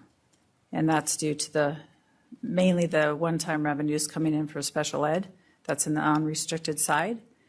And then also the contribution and so forth. So the difference between the two. And then Mr. Meza will go over the next few slides. All right, so for the next few slides, we're going to shift gears a little bit and start looking at a global state economy picture. And I'm sure you heard the message from the Legislative Analyst's Office that came out with their 2020 outlook, that all economists have a consensus, and that's hard to do. And I want you to appreciate that when there's consensus in economists that the economy is slowing down, that speaks volumes, because economists are attorneys. They can argue both sides of the same coin fairly expertly. So there's consensus, and that's key, that the economy is slowing down. And the LAO had their 3% GDP, gross domestic product. It's a measure of broad economic growth. That they had their 3-2-1 model, basically a winding down to potentially a recession model. And the Legislative Analyst Office latest outlook that just came out, I think maybe a week before we all went, well, I went to the CBO Symposium, you went to the CSBA conference, and we heard the same message directly from them. And I thought the takeaway was that the LAO notes risks have increased into 2021. And they kept hammering that on with the CBOs. And I thought there was no better graph that in their own outlook than this one, the State Fiscal Health Index. So basically what it does, it's a broad measure, and they look at home prices, home sales, residential, building permits, S&P index, venture capital, unemployment, a couple of key variables, also new car sales. And they essentially create an index. And I'm trying to use the pointer now. So if you can see the index at an all-time high here, well, that's where we are right here. That's September 2009. So it's a couple of months worth of the data, but it hit at a 95% out of 100 in their fiscal health index. And what precipitates that after the peak, it's almost like a predictor, right? You hit a peak and then a recession. You hit a peak and then several months later, boom, recession. You hit a peak and then it starts dipping down. And pattern recognition is a gift from one of my kids, and he would tell me what the next complete the graph. So the bottom line is there's elevated risk. The state is at a better place right now with a projected $18 billion in a rainy day fund. But in that recession scenario to the right, the LAO, and it's a moderate recession, it's nothing crazy, but it's a moderate recession, and they say over 2 years it could reduce state revenues to the tune of $50 billion, and that's over 2 years. Now, of course, we would take our share of that $50 billion pain over 2 years, and that would be approximately $20 billion to Prop 98, $20 billion, which is 40% of the whole, spread over 2 years. And I really want to point out that they have noted in the next slide that they're cautioning the legislature, even though they're seeing what they call a $7 billion surplus. Now, the LAO looks at surpluses a little differently. It's just simply revenues minus expenses, what you have left. I call that increase or decrease in fund balance, but they call it a surplus, which is a little different.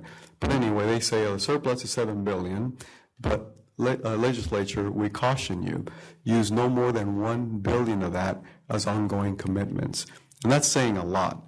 And also in their report, they highlight that third bullet here that I have. They urge them to use the rest on one-time or flexible commitments. And here's the key: that can be changed mid-year if needed. Because the last time we began a recession, it was mid-year cuts. 20% on categoricals done mid-year. And then all of a sudden we had a hole to fill out the following year. And those were painful. I mean, half the budget, more than half the budget, really 87% of the budget, it's tied on salary and benefits. And mid-year, when you're told, here's a 20% cut, I don't have 20% cut to cut mid-year. And that's a problem. That's a real problem for us mid-year. And that's what the LAO is signaling to them. Be flexible so you can make mid-year reductions. That's a strong caution sign. And the rest over here, the chart to the right is the Proposition 98, showing that in their baseline scenario, the general fund would have approximately $2 billion in what they say left after they fulfill the cost of living adjustment, which I will talk a little bit later, but they revised from 3% to 1.79%. And let's capture what's going on in terms of Prop 98, how it's funded, what variables there are. In the past, I've told you that as the statewide enrollment shrinks, the Prop 98 formula dictates it will shrink, and that's true for 2 out of the 3 tests, Test 2 and Test 3. And not to get overly nerdy on you on Prop 98, but Test 2 and Test 3 does account for growth in enrollment. or ADA through the state. But Test 1 doesn't. And so for the first time since forever, seems like, we're on Test 1 this year. And all that means is we're sharing the state revenues and the state property taxes. And so property taxes for Gilroy, of course, are good, and for the state are good. So there may be a situation where the state per pupil amount actually rises, and it will be up to the governor and the legislature to say, are we going to continue to fund 98 on Test 1 and allocate it based on such, or play games, as prior governors do, and manipulate the formula. This is a statewide issue. We're going to be looking at local issues and our local declines, local ADA, average daily attendance, which drives our local funding. But here's what's going on in the county. I know you've seen this before, but it's worth mentioning again. This is not the declines, recent declines that we had in Gilroy aren't unique.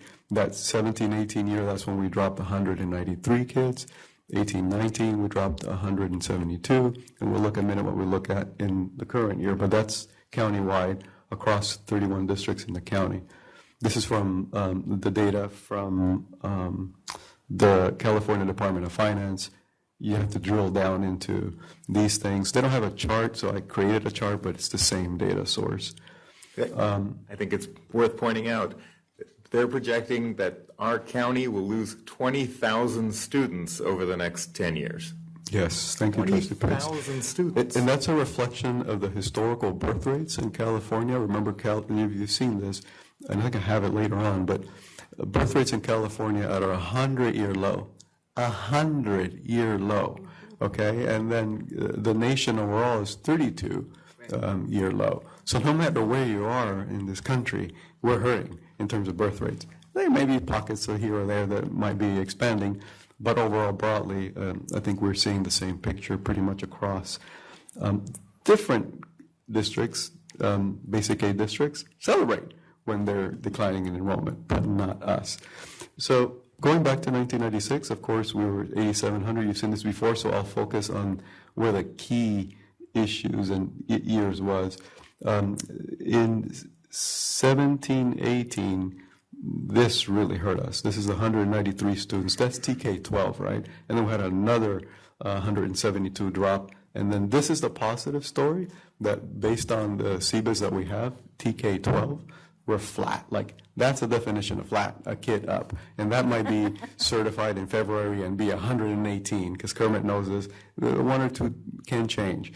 So that's the definition of flat, TK-12. But let's not celebrate too much, because what underneath that number is a really concerning, and you know this well, decrease in elementary enrollment, and we're a unified district, so this will have huge implications for our immediate future.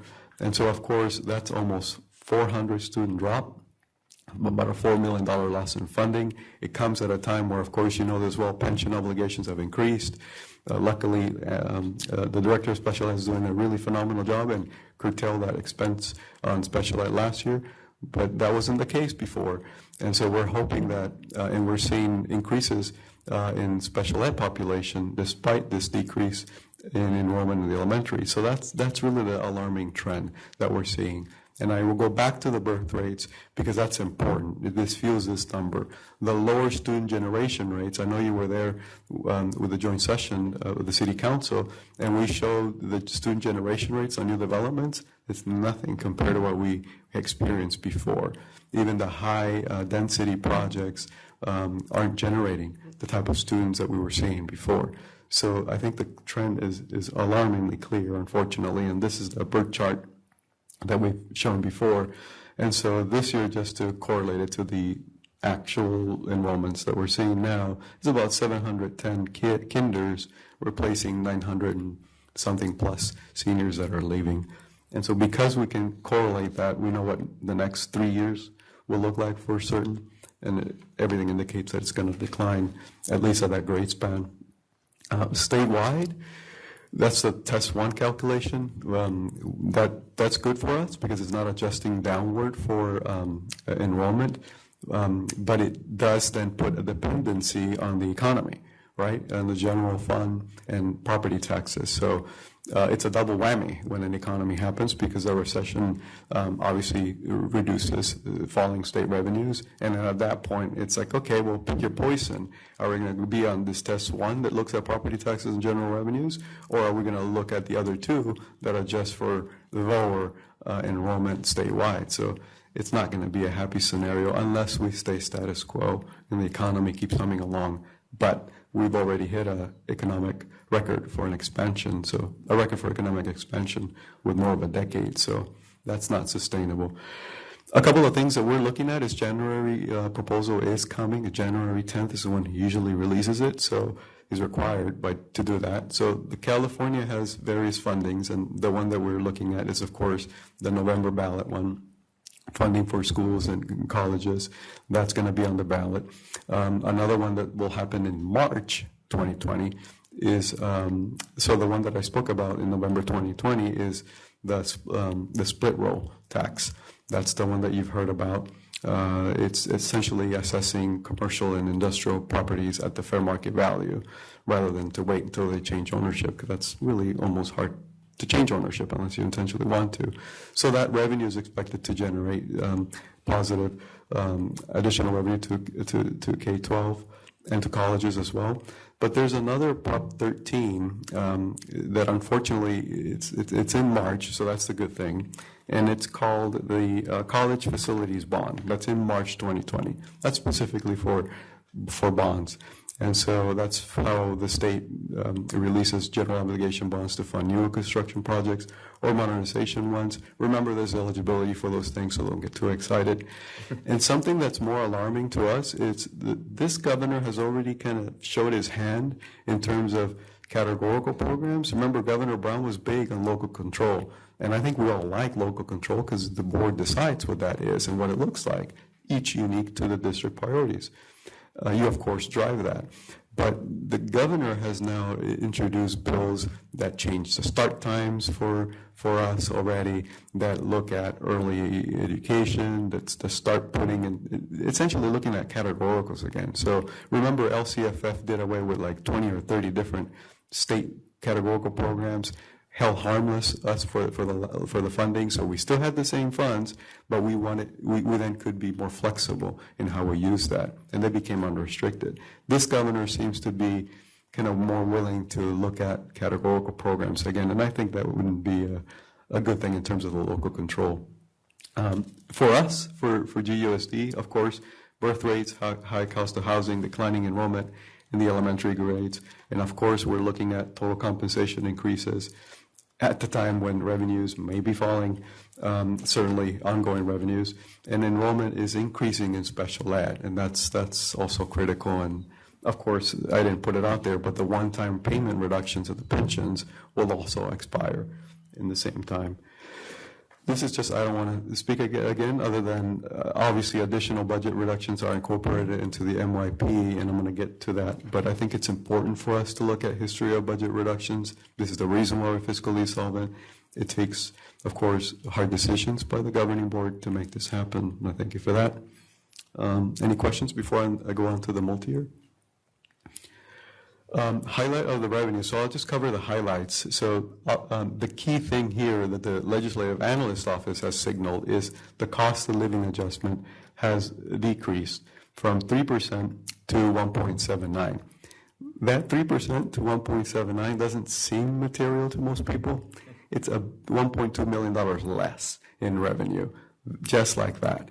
So even though we can say, oh, fantastic, Alvaro, you're flat in total enrollment, congratulations, where's my money? I can say, oh, okay, well, wait a minute. Yeah, the forecast included 3%. We all know that. Now it's 1.79. I just lost 1.2 million.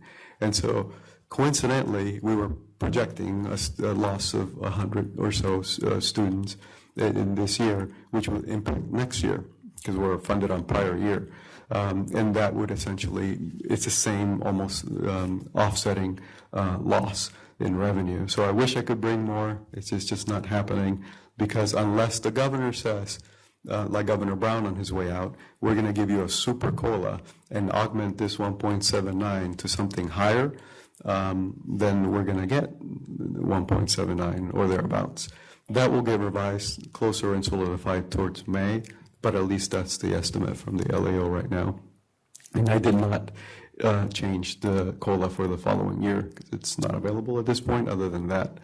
And then this is key too, 59%. That's what I have included into the multi-year forecast. A couple of years ago, I used to bring it down to 57% in that third year, but despite those 2 years of real critical decline in enrollment, we stayed at 59%. So wouldn't you know it, this year, the first time that I didn't touch it, I left it alone all throughout the year, we came in at 58.3 after we adjusted for English language learners and foster youth. Our free and reduced alone is 53%. So once you add in the English language learners and foster youth, we get 58.3. So at second interim, I will be revising that. That's a loss of $140,000, another one. So that's why I put a little caution sign in there, because I will be monitoring that. And I think we will revert back to the old multi-year assumption of 58, 57, 57 probably. And that's just a reflection of our demographics. And it's also, thanks to Kermit, a reclassification. It's an issue of, hey, this is a great thing. Let's reclassify kids. But the unduplicated count shrinks every time we do that. And that's a good story. It's just we have to manage it financially. Jeez, Kermit. No good deed goes unpunished, right? I've heard that before. And so this is just a highlight of expenses. And so I color-coded where the new budget cuts would take place per the fiscal year. So those are the ones in red. So obviously those are ongoing. So you can see that it's just kind of across the row, it just kind of carries forward. But where the new implementation comes in is where the red is. So obviously this year we already had the 2.8 million. ADB closure, 750. Of course, we're not done yet. We're going to look at revenue enhancement through a joint agreement there. That's just not in the multi-year. And then here's where we are, $1 million already kind of baked into this multi-year projection, so we can come up with our reserves. The general fund contributions are also increasing, just because we do have to look at all those programs, all the staff that's supported by those programs. And again, 87% of the unrestricted budget ongoing commitments are in the general fund. So those receive step and column and statutory costs, et cetera. So it's not like they're stagnant. And so this is the multi-year projection. And here you see if, oops, there we go. Why am I not controlling it? Maribel, you must have touched it. I wanted to point out the one-time revenues of $900,997 up there on the unrestricted side. That's the special ed revenue that that Kimberly pointed out earlier. It's already in. It's there. And then a fund balance this year, because of that essentially extra 1% that we got, comes to a 12.25% reserve, which sounds high, but then look at the multi-year and that's with the $1 million by the time we get to 2021, 22. I gotta get this to work. Thank you. That's the $1 million worth of budget cuts in there already. Well, it's showing on my screen, but it's not showing there. I'm just simply pointing at the red $1 million in parentheses in the year 21-22 on the unrestricted column. Those are the placeholder cuts of about $1 million. And because of that, in continued cuts, we're at a 9% reserve, but that's before we negotiate with our bargaining units for the year 2020-21, let alone 21-22. So expect that, of course, to change, and board, you know that well. But that's a good multi-year to look at within the parameters that we've established. And of course, this is going to get revised in January with the governor's proposal.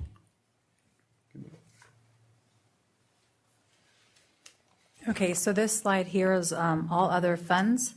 The first one there is the adult ed, and so they had a beginning balance. So in other words, they had carryover from last year, 18-19, of the $49,000. The revenue so far this year that they're projected to have is a little over 301. They fully expense it out. So this is budget.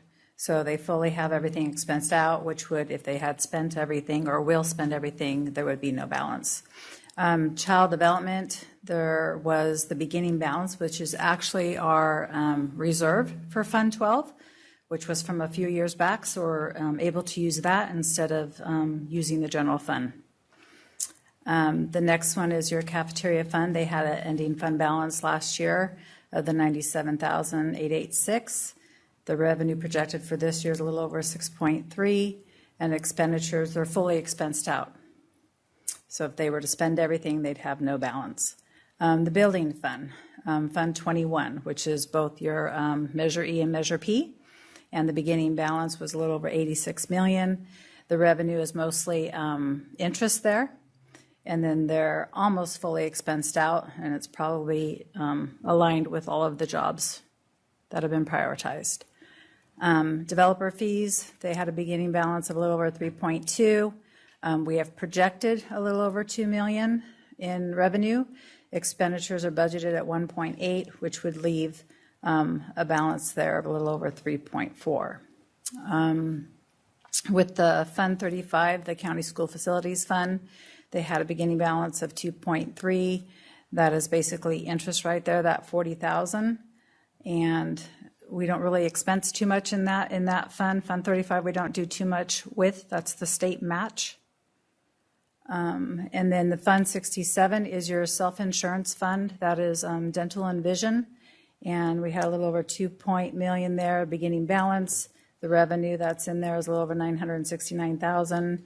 Expenditures are projected at 740. If that all holds true, it'd be around 2.2 at the end of the year. Our Gilroy Foundation, our beginning balance is a little over 798 there. That is $30,000 interest that we project to get usually every April of every year. And then the expenditures are the scholarships that have gone out so far and that are budgeted for, which is over 17,000 there. And it would leave a balance of around 811,000 there. Any questions for the next slide? So our next steps is to have the county review our first interim certification. We will also review the governor's January proposal for the 2021 state budget. In March, we will have the second interim financial report brought to you. We'll go over May revision, and then also negotiations with district all bargaining units, and then update the multi-year projection as needed. And then right now we'd like to ask you to approve first interim as positive certification. Any questions or comments? This is an action item. Thank you for the presentation. I move that we approve, accept, what are we doing to this? Present? Approve the first interim financial report. Approve the first interim financial report. Have a motion? Second. Second. All those in favor? Aye. Aye. Opposed? Motion carries. Thank you very much for your presentation. Next, 11A, monthly facilities maintenance and operations update.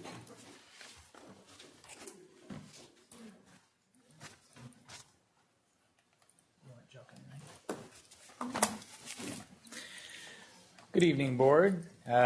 President Good, Vice President Munchie, and regular Trustee Pace. He appears to be the happiest one here, which is a bit concerning. Exactly. Congratulations on your new position. Let's see. We're going to present really quick for you our facilities and maintenance update. I'm going to briefly touch on Brownell, the Gilroy High School pool, and the Gilroy High School portable removal project.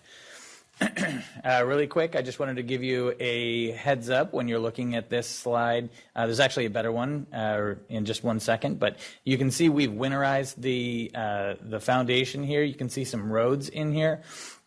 That's to enable us to work throughout the rainy season. Those roads have already proven their mettle to enable us to get through some of the recent rains. You can see the bioswale way up in the north there. We caught Dan fishing over there last week. So let's see. The one other item I wanted to point out that was brought up on our last job walk, this fence here that you can see on our southern perimeter, we're evaluating changing that out. The current scope calls for that fence to remain as is, which is a typical chain link fence. Right now, we will be discussing tomorrow morning in our facilities subcommittee replacing that with a higher tensile strength security fence, basically a no-climb fence. We'll also evaluate the possibility of continuing the same ornamental fence that we have around the rest of the campus, cost being the biggest factor there. Just before we leave there, sure. That is a public alley.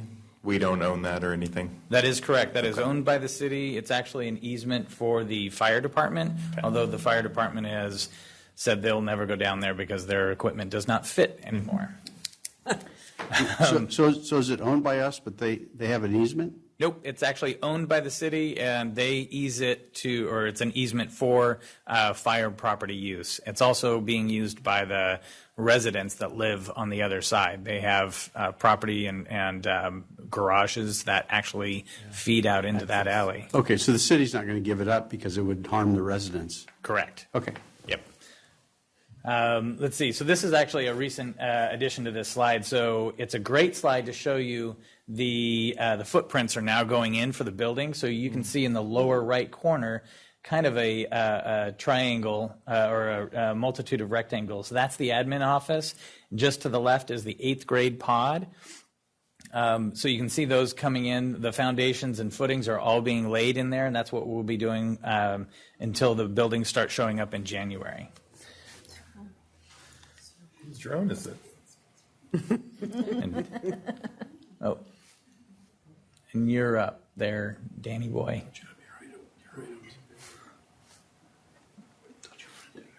I can't do my items. Oh, there we go. No, the resolutions have to do them separate. Oh, okay. Good evening, President Good, school board members. Tonight I have two items for your consideration for taking action on. The first is a replacement of the marquee at Solorzano Middle School. I think you have a supplemental packet that shows that's Gilroy High's marquee, and this is basically the same brand and series. That's the Galaxy series from Daktronics. Unfortunately, those pictures don't do it justice. That's probably the most vivid and brilliant display we have. It's very impressive if you've driven by there and seen the display. The Solorzano display is a two-sided display, so it's basically two units molded together that'll fit in the existing cabinet. The new one is slightly larger. It's the same width. It's slightly taller. So the above sign, it's a plastic sign above that marquee that says Ascension Solorzano Gilroy Unified School District. We might have to cut that down several inches, but it should fit just fine. So the cost of that sign is $40,119.51. Just to give you some reference, the Gilroy High sign was just under $25,000, and that's single view. But Gilroy High is a much larger display also. Next item is a contract with Miracle Play Systems for a replacement of the El Roble slide. This slide has been repaired a couple times by a company called Polymenders. When our slides crack, we try first to repair them with an epoxy repair kit. We've been pretty successful. This slide's been repaired before. We cannot repair it any longer, and unfortunately, it's an older, obsolete slide. It takes some modification to the structure and the landing to that slide to accommodate a new slide. Did we get any competitive bids? I only saw one. It's really hard in the way of Miracle because Northern California is pretty locked into Miracle. There's only one rep that represents the product. So it's hard to get a competitive bid on a Miracle product that'll fit in that without going out of state. And why does it have to be a Miracle product? Because my kids haven't been little for a long time, but $12,000 for a slide, that's kind of tough. It's not compatible. Landscape Systems, it's not compatible with Miracle. And the majority of our equipment is all Miracle. That is, you couldn't plug it into the existing play structure? No, you cannot, not without changing it, a wholesale change out. So it attaches to the existing play structure? Yes. Okay, so it's a component. I agree. I wish we had more choice and options in the way of playground equipment, but we're basically stuck with Miracle. It's a good product, but we don't have a lot of choice and options to go out for other type bids or equipment. Thank you. You want to do your items? Just one more comment with that. Yes, Mr. Diaz? So I know later on in one of the agenda items, there's a request for an all-inclusive playground. It happens to be a little Roble as well. Would they be compatible with each other, or would one be able to mitigate the other one? Or it was just something I noticed. That's Paul bringing that up. Sure. So actually, no, the application that we're speaking about next will actually replace that entire structure, unfortunately, in the future. So it wouldn't be something that we can do immediately. So yeah, this component is needed if you're going to be compliant with your playground structure. Yeah, I kind of thought about that as well, and I thought, well, in that case, if there's a way to block it off, like block off the slide access, and we would pretty much have to eliminate the slide and the posts that support it to not create a hazard. Okay. Are we mandated to have slides or anything? Are there rules on? I don't think there's any rules to it, not that I'm aware of, but it would impact the use of that playground pretty severely. It'd be interesting to get either price comparisons and time deltas, because like if the slide's going to be out and block off that whole area for a long time, then. And that's why we tried to do the repair. The repair is about $1,000. We just recently repaired a Rod Kelly slide. We probably repair 3 or 4 slides a year. They do take some heavy use. They take some vandalism on the weekends. We come back and the slide's cracked. And this slide, I think, has been repaired at least once, maybe twice. And the sun hitting it as went out well. to look at it, they said we can no longer repair this slide. I'd like to hear more about this grant before we get to replacing the slide. Yeah. Sure. Okay, let's see. Let's actually move on to items 11B, C, and D. These are all resolution items allowing the CBO to apply for an all-inclusive playground grant. The County of Santa Clara has put together a all-inclusive playground grant that will allow access. It's more of an ADA-centric playground. We originally went for this grant earlier in the summer.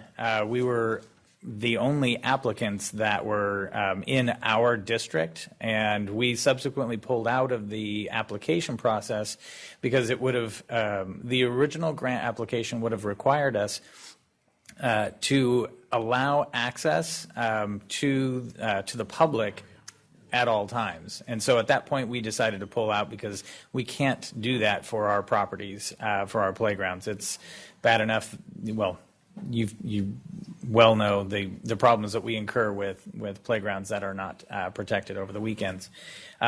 So we got a call from the grant generators, and they asked us to reapply. They have pulled that provision from the application process and asked us to reapply.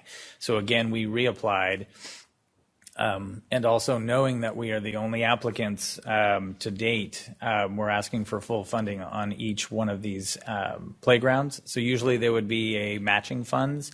We're actually asking for the full funding for each one of these playgrounds. Resolution 11B would be for El Roble. 11C would be Glenview, and 11D would be Rod Kelly.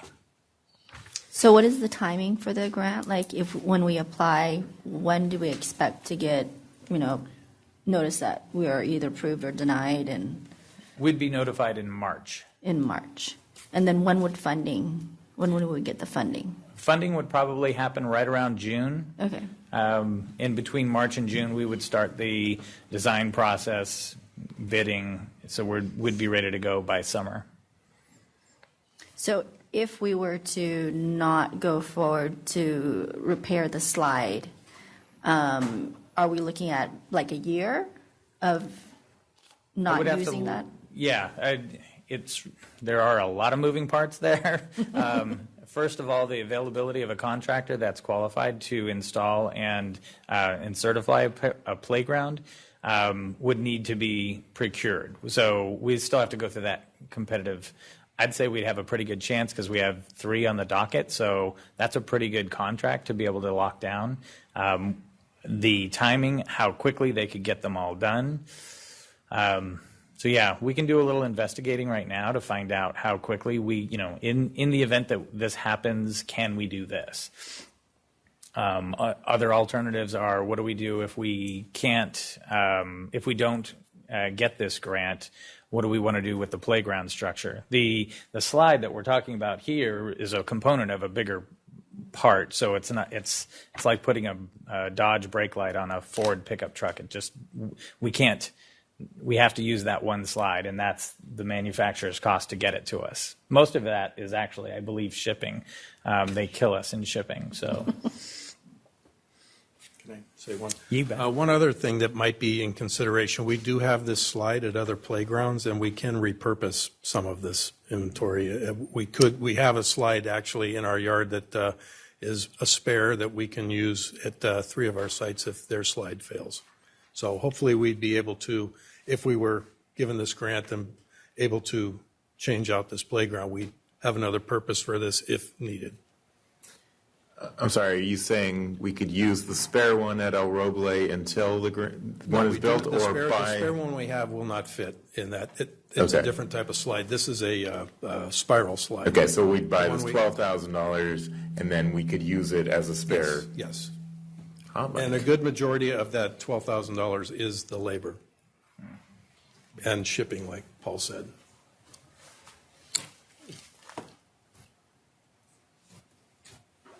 So is that the whole report? Let's see. Yes. Okay.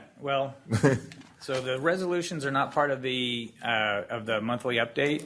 We've got 2 items for Dan, which are, let's see, G and H, that would probably need to be voted on, and then we would probably go back and individually vote for B, C, and D, because those are resolutions. And also, I'd like to hear Dan's update there.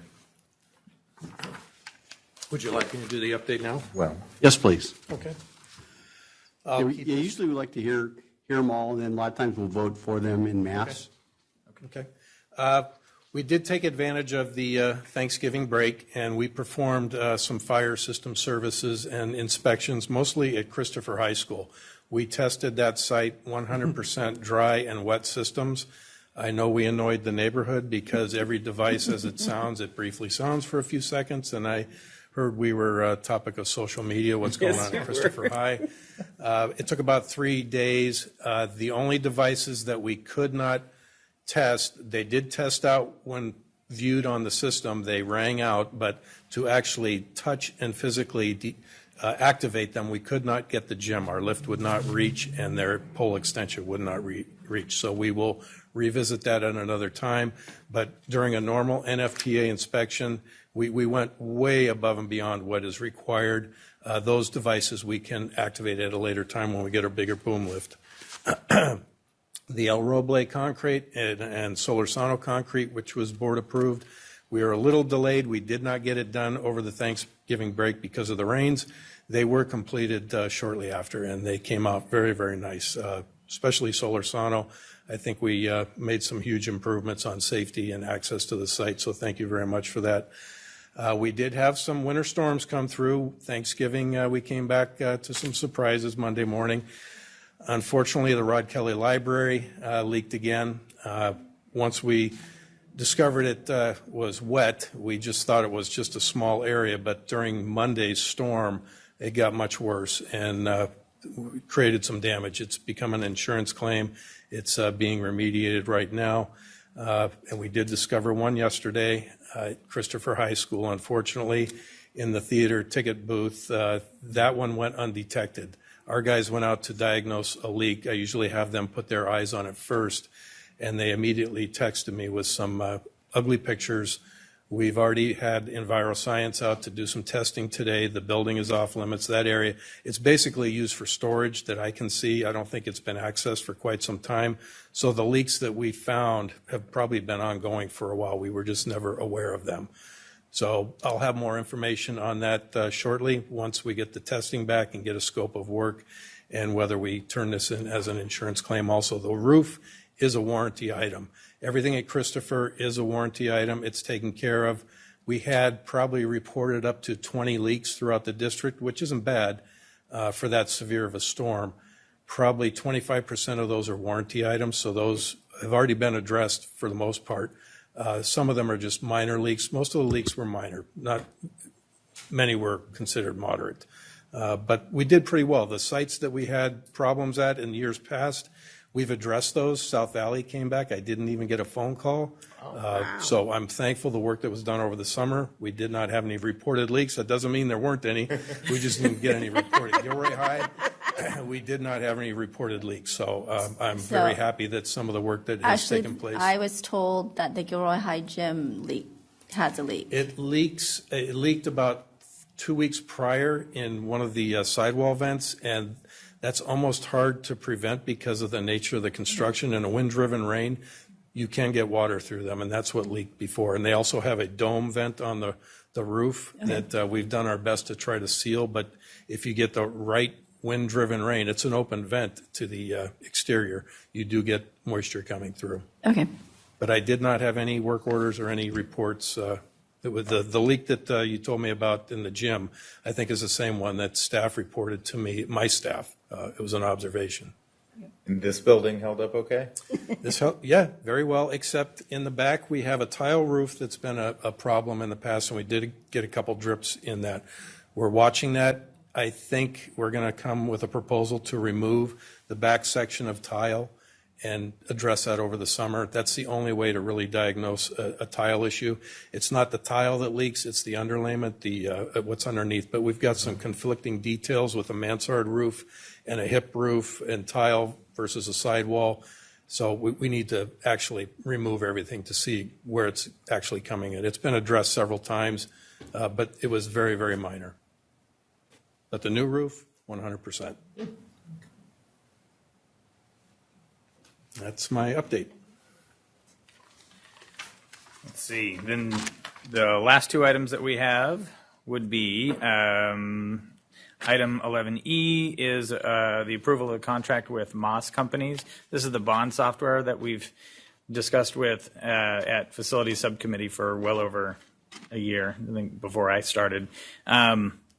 This contract is ready to go, and we're fairly confident that this is the best product out there. We've vetted a few over the year, and of the demonstrations that we've got through Moss, this is going to help make our department much more efficient with the two of us running and leaning heavily on Anna in the business department for our financial management. This is going to assist that, getting us a lot more efficient with our processes and keeping the ability to log all of the paperwork that's moving back and forth. And the last item would be an approval of amendment number 2 for ADIS Architects. This is the lighting for the pool project at Gilroy High School. Originally, it was staged to have 12 lights structured on the pool deck itself. After consultation with both ADIS and the pool contractor, it was decided it's a much better operation to put in sports lighting. It would reduce our posts to 4. And they would be located in the corners, so they won't be impeding the pool covers when you're trying to put them on. It's a much better operation. You can actually utilize the pool at night for sports events. It's Musco lighting, which is there is really no comparative out there on the market. So it's not a competitive type thing. You either use Musco or don't do sports lighting in this environment. This item is for covering the additional costs for our architects to resubmit the designs to the DSA and process and manage that process. The cost itself for the project is unknown at this time, but the best estimates through the contractor and the architect is approximately $275,000. It is. Actually, we have because the budget came in so well, this doesn't even cover the contractor's contingency. We still have, after the changes and a proposed change that we'll bring to you in January, we're still going to end up with about $600,000 in owner contingency on this project. So it doesn't begin to scratch that. Which is great, because we have a lot of other things we could use that for. Without a doubt, without a doubt. Yes, it's something that I think that really enhances the pool. I wholeheartedly agree that this is the way to go. It's going to be a much better pool deck, much safer pool deck, and it's going to reduce the cost of a lot of the wiring and the maintenance, and the lighting is going to be reduced down to 4 fixtures instead of, actually, I think there's 15 total. Questions or comments on any of the facilities or maintenance items? Ms. Fiac? I think we got a little sidetracked and we didn't get an update on the pool or the portable removal project. That's right. I didn't actually have time to get the slides in the deck. So the pool project is actually, they poured the base concrete yesterday, which was awesome. We brought in 293, it was Tuesday. They brought in 293 yards of concrete to lay the base of the pool. That is almost a month to date sooner than we had originally anticipated. So we're well ahead of schedule. We plan to actually do the concrete walls next week, so that'll take about 2 days. That'll bring us into the Christmas holiday, where we've already got the pool structure completely in. It's phenomenal. So we're about a month ahead. We'll then start working on the pool deck, so all the piping that goes between the pool and the maintenance room or the equipment room will start in January. Let's see, the portable removal project, my Christmas gift to Dr. Flores. The portables were removed, I think it was the Monday after Thanksgiving. They did it in 2 days, and it was phenomenal to watch. I took a lot of video and some photos. So in the next update, I'll bring you some photos. It was amazing to see. They actually swept up at the end of the second day. There wasn't even debris in the area. So right now you'll see some uplifted utility lines, some dark cables they're basically old data lines. We'll actually put those under subterranean. If we ever subsequently put a building there, all of our utilities will already be in place, at least the conduits. If we don't want to reuse the wires, we can use them as pole wires. But yeah, the important thing is that we'll have substructure in place if we ever want to put a building there. The current plan is to leave the asphalt through the wet weather, and then as soon as we're out of the wet weather, our plans for that should be through the DSA, and we'll go to bid. We'll get a contractor in there and get that cleaned up by summer. So one of the added benefits that I hadn't even thought about, I don't know why, is we heard from campus security and the administration how much easier it is to supervise that area now. You don't have those portables just sitting there blocking the view. So that was an added bonus. Yes, the visibility is a Much lot better. better from the quad into the new math quad. And it will only get better once we're able to remove the Right, fence that'll lines. continue even when we do the landscaping. You'll still have that clear view. So that was nice. Ms. Fiac? Well, when we were at CSBA and looking at the vendors, I had a question because the pool design was before my time. Do we have shade structures for the pool? Shade structures are not part of this particular project. Okay. And you're talking about shade structures for the bleachers in that Yeah. area? Mhm. Yes. No, actually, we haven't designed that, but that might be something that we talk about in facility subcommittee, and I can get some information for you on that. And it depends on how the surplus goes, but I assume there might be some money that you may want to direct in that direction. Thank you. Thank you. Any other board comments or questions? Just with the software package, I kind of some criteria that I had was, had it been around for a while? I saw their website, they had been around 23 years, and I looked around to see if there were areas in the school areas or districts in the area that had used it, and I saw that Evergreen Valley College, I think, had used it, so that satisfied another criteria. I looked for reviews also. Amazingly, I didn't find any positive or negative, and that's good and or bad too. So I didn't use it for or against them, but I didn't find any negative ones either. That was kind of my extent of looking around and doing due diligence there. You did at one point share with us a list of users, which included quite a few districts, Yeah. as I recall, right? Yeah. That's a long time ago. On their website, they have a listing of that, but Yeah. I'm sure Yes, they're selective as well. This particular company has earned their bones mostly in the junior college arena. Mm-hmm. They are moving into a lot of the school districts. I think, don't quote me on the number, but I think they are about 23 school districts in California that they're utilized. Our project manager actually is who brought us on to them. He was most recently in the Dienza college circuit and used them and their professional services. And they have quite an arsenal of financial advisors and managers that you can actually take advantage of to bring your books up to date if you don't have that financial arm as a district. So yeah, they've come highly recommended. We've played in their software play box, if you will, or their sandbox, and comparatively, I'm much more impressed with this. It's much more agile, and it actually fits for what our needs are much more than their competitor that we were looking at last year. And I saw that they're based out of Irvine, California. That was another criteria if they had local support too. So that all the things that I checked out looked okay. Yeah. We had 2 or 3 software companies, even before you, come to facilities committee and present their software program, I guess that's what you call it. And this was the one that we were the most impressed with. It seemed pretty easy to use and gave us the kind of reports that we really need. Some like we used to get from Julie, for those of you who know our former consultant, the kind of reports she would create. This software will do that for us. Are we using this software now? We are not. I could swear that we voted and approved buying some software some time ago for this exact purpose. No?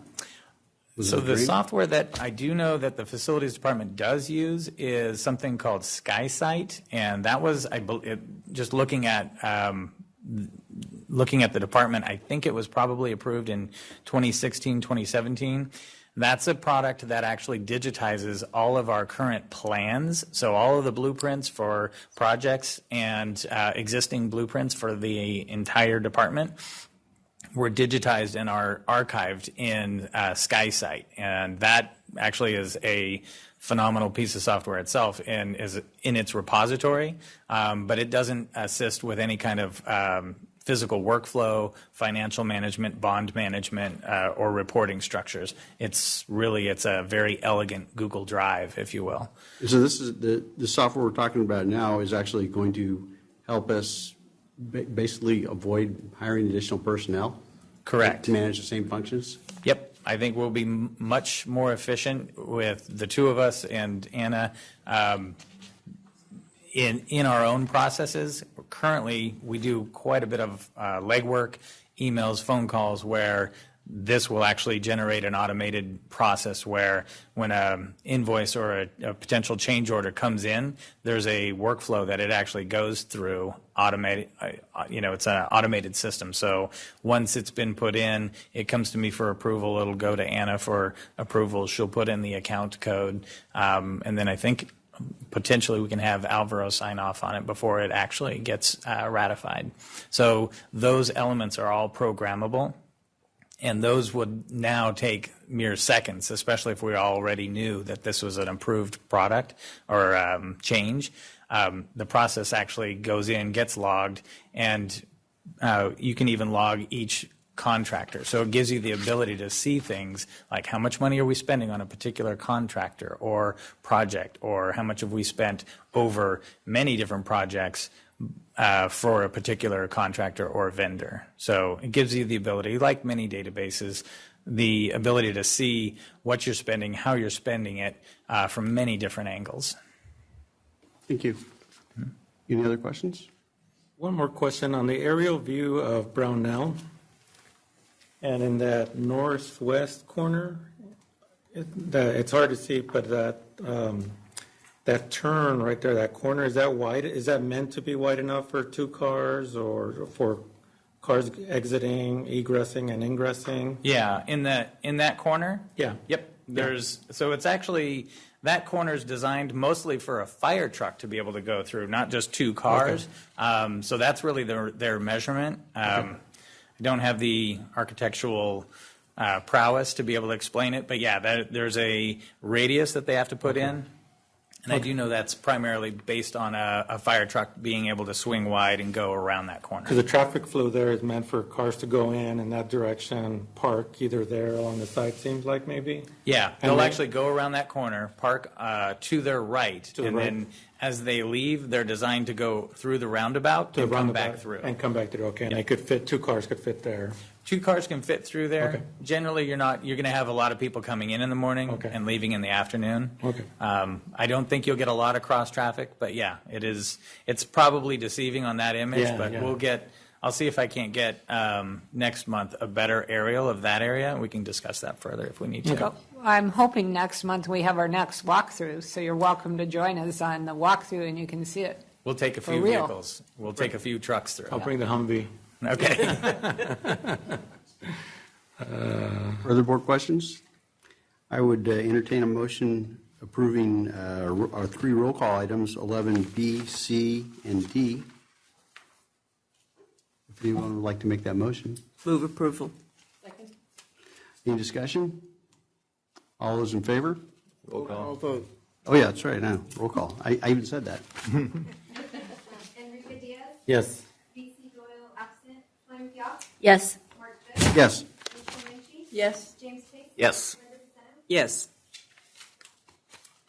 I move we approve items E through H. Is there a second? Oh, Second. All those in favor? Aye. Aye. Opposed? Motion carries. Thank you, gentlemen. Thank you. Thank you. Board member reports. Any board member reports? Ms. Fiat. So, I was part of the Housing Advisory Committee meeting as a school board seat, and they have decided to merge two committees together. So now there's no longer a board seat. I'm a little disappointed in that, just because there are my last meeting was last night, and there are a lot of questions from the community regarding school district, items. And I just think that, and I'm not blaming the school district, I think it has more to do with the city of Gilroy, but we just need a stronger partnership with them, and I feel as if they're dismissive. So it was a city of Gilroy committee you were on, right? Yes. Yeah. And so they combined it with another committee? Yes. And eliminated the school district position? Yes. And were we consulted on that? No, they just sent us a notice. Yeah. Saying that's what they'd done. Yeah. And asked us to let Twin know. Sounds like you have a valid concern. We can bring it up at next Friday's meeting with the mayor and city administrator. We should. Not that I wanted to be on the committee or really felt the need to, but I feel that we have to have a seat at the table. Thank you. Any other board member reports? Mr. Pace. I'd just like to say it was nice spending time with most of you at CSBA. Sorry you couldn't join us. We missed you a lot, Enrique. But it was valuable, and it backed up a lot of what Alvaro said tonight about the future of the budget and a lot of important things going on in the state. So thank you. That was very valuable education for us. Also went to the Gilroy Choir, and it was nice. Mm-hmm. It's very nice. Oh, the world debut of that song was really moving. It was very moving. Yeah. What was the name of it?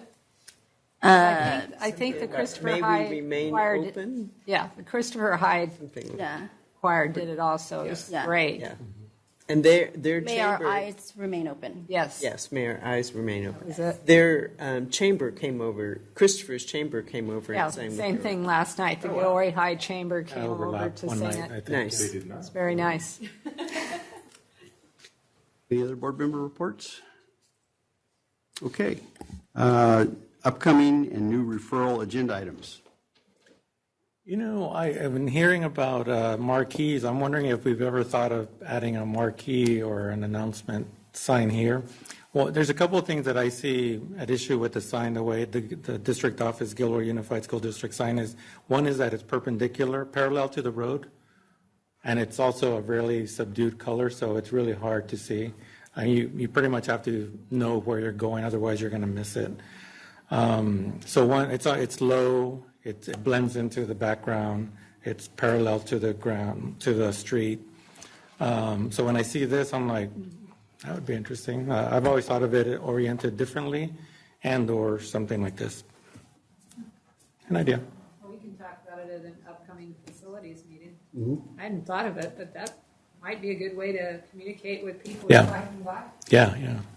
I don't know, might cause more wrecks. I actually thought that. We must be on Waze. Waze has gotten Arroyo Circle because now there's a ton of traffic going through trying to get to 152. I'd rather the people don't slow down to read because we've had way too many accidents on this road. This is such a dangerous road. Mm-hmm. Yeah. That would be my only concern too. People. Yeah. A ton of people. Any other new referral agenda items? I have one item I'd like to actually put in the hopper, so we have to respond to it, and that's the issue of replacement of Chromebooks. I mean, we spent a little over $1 million a little bit ago, and I heard that, well, we're looking into, so we don't have to do that again, so let's put it in the forefront, and so the board can be informed of what this plan is. Because I don't want to, I'm going to vote against spending another $1 million. Okay. We could probably do that in a weekly report. Do you want it at a board meeting? You know, the price point is important enough that it be discussed in public. Okay. Especially now with LCAP moving to making all the tests being computerized. So that even makes it more of a requirement for them to be available at. That actually has driven all along our purchases of computers. Yeah. Is that everything? Yeah, the assessments. Because we have to have them available to the kids. Yeah. But we need some alternatives, and we have Google choosing to turn off their books after a certain amount of time. We basically have a gun to our head. Yeah, what I've seen is like having a plan in advance that rotates them. Like they're on our own obsolescence plan at that point. Like it's either some kind of cycle. 3 years is kind of what I've seen. They are cheap devices. So I've seen something like that. We did have a line item for that, remember, a few years ago, and we had to eliminate it because of our budget situation. I don't see us. Ideally, you want it. Yeah, we can't really discuss it here, but I'd like to have a plan presented so we can discuss. Okay.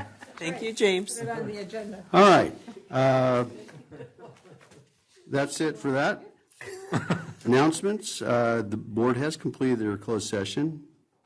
So the next regular meeting of the Board of Education will be held on Tuesday, January 16th, 2020 at 7810 Arroyo Circle. Closed session begins at 5:30, followed by the regular meeting at 7 p.m. The agenda will be available on the district's website by 5 p.m. on Friday, January 10th, and this meeting is adjourned. Merry Christmas, Happy New Year.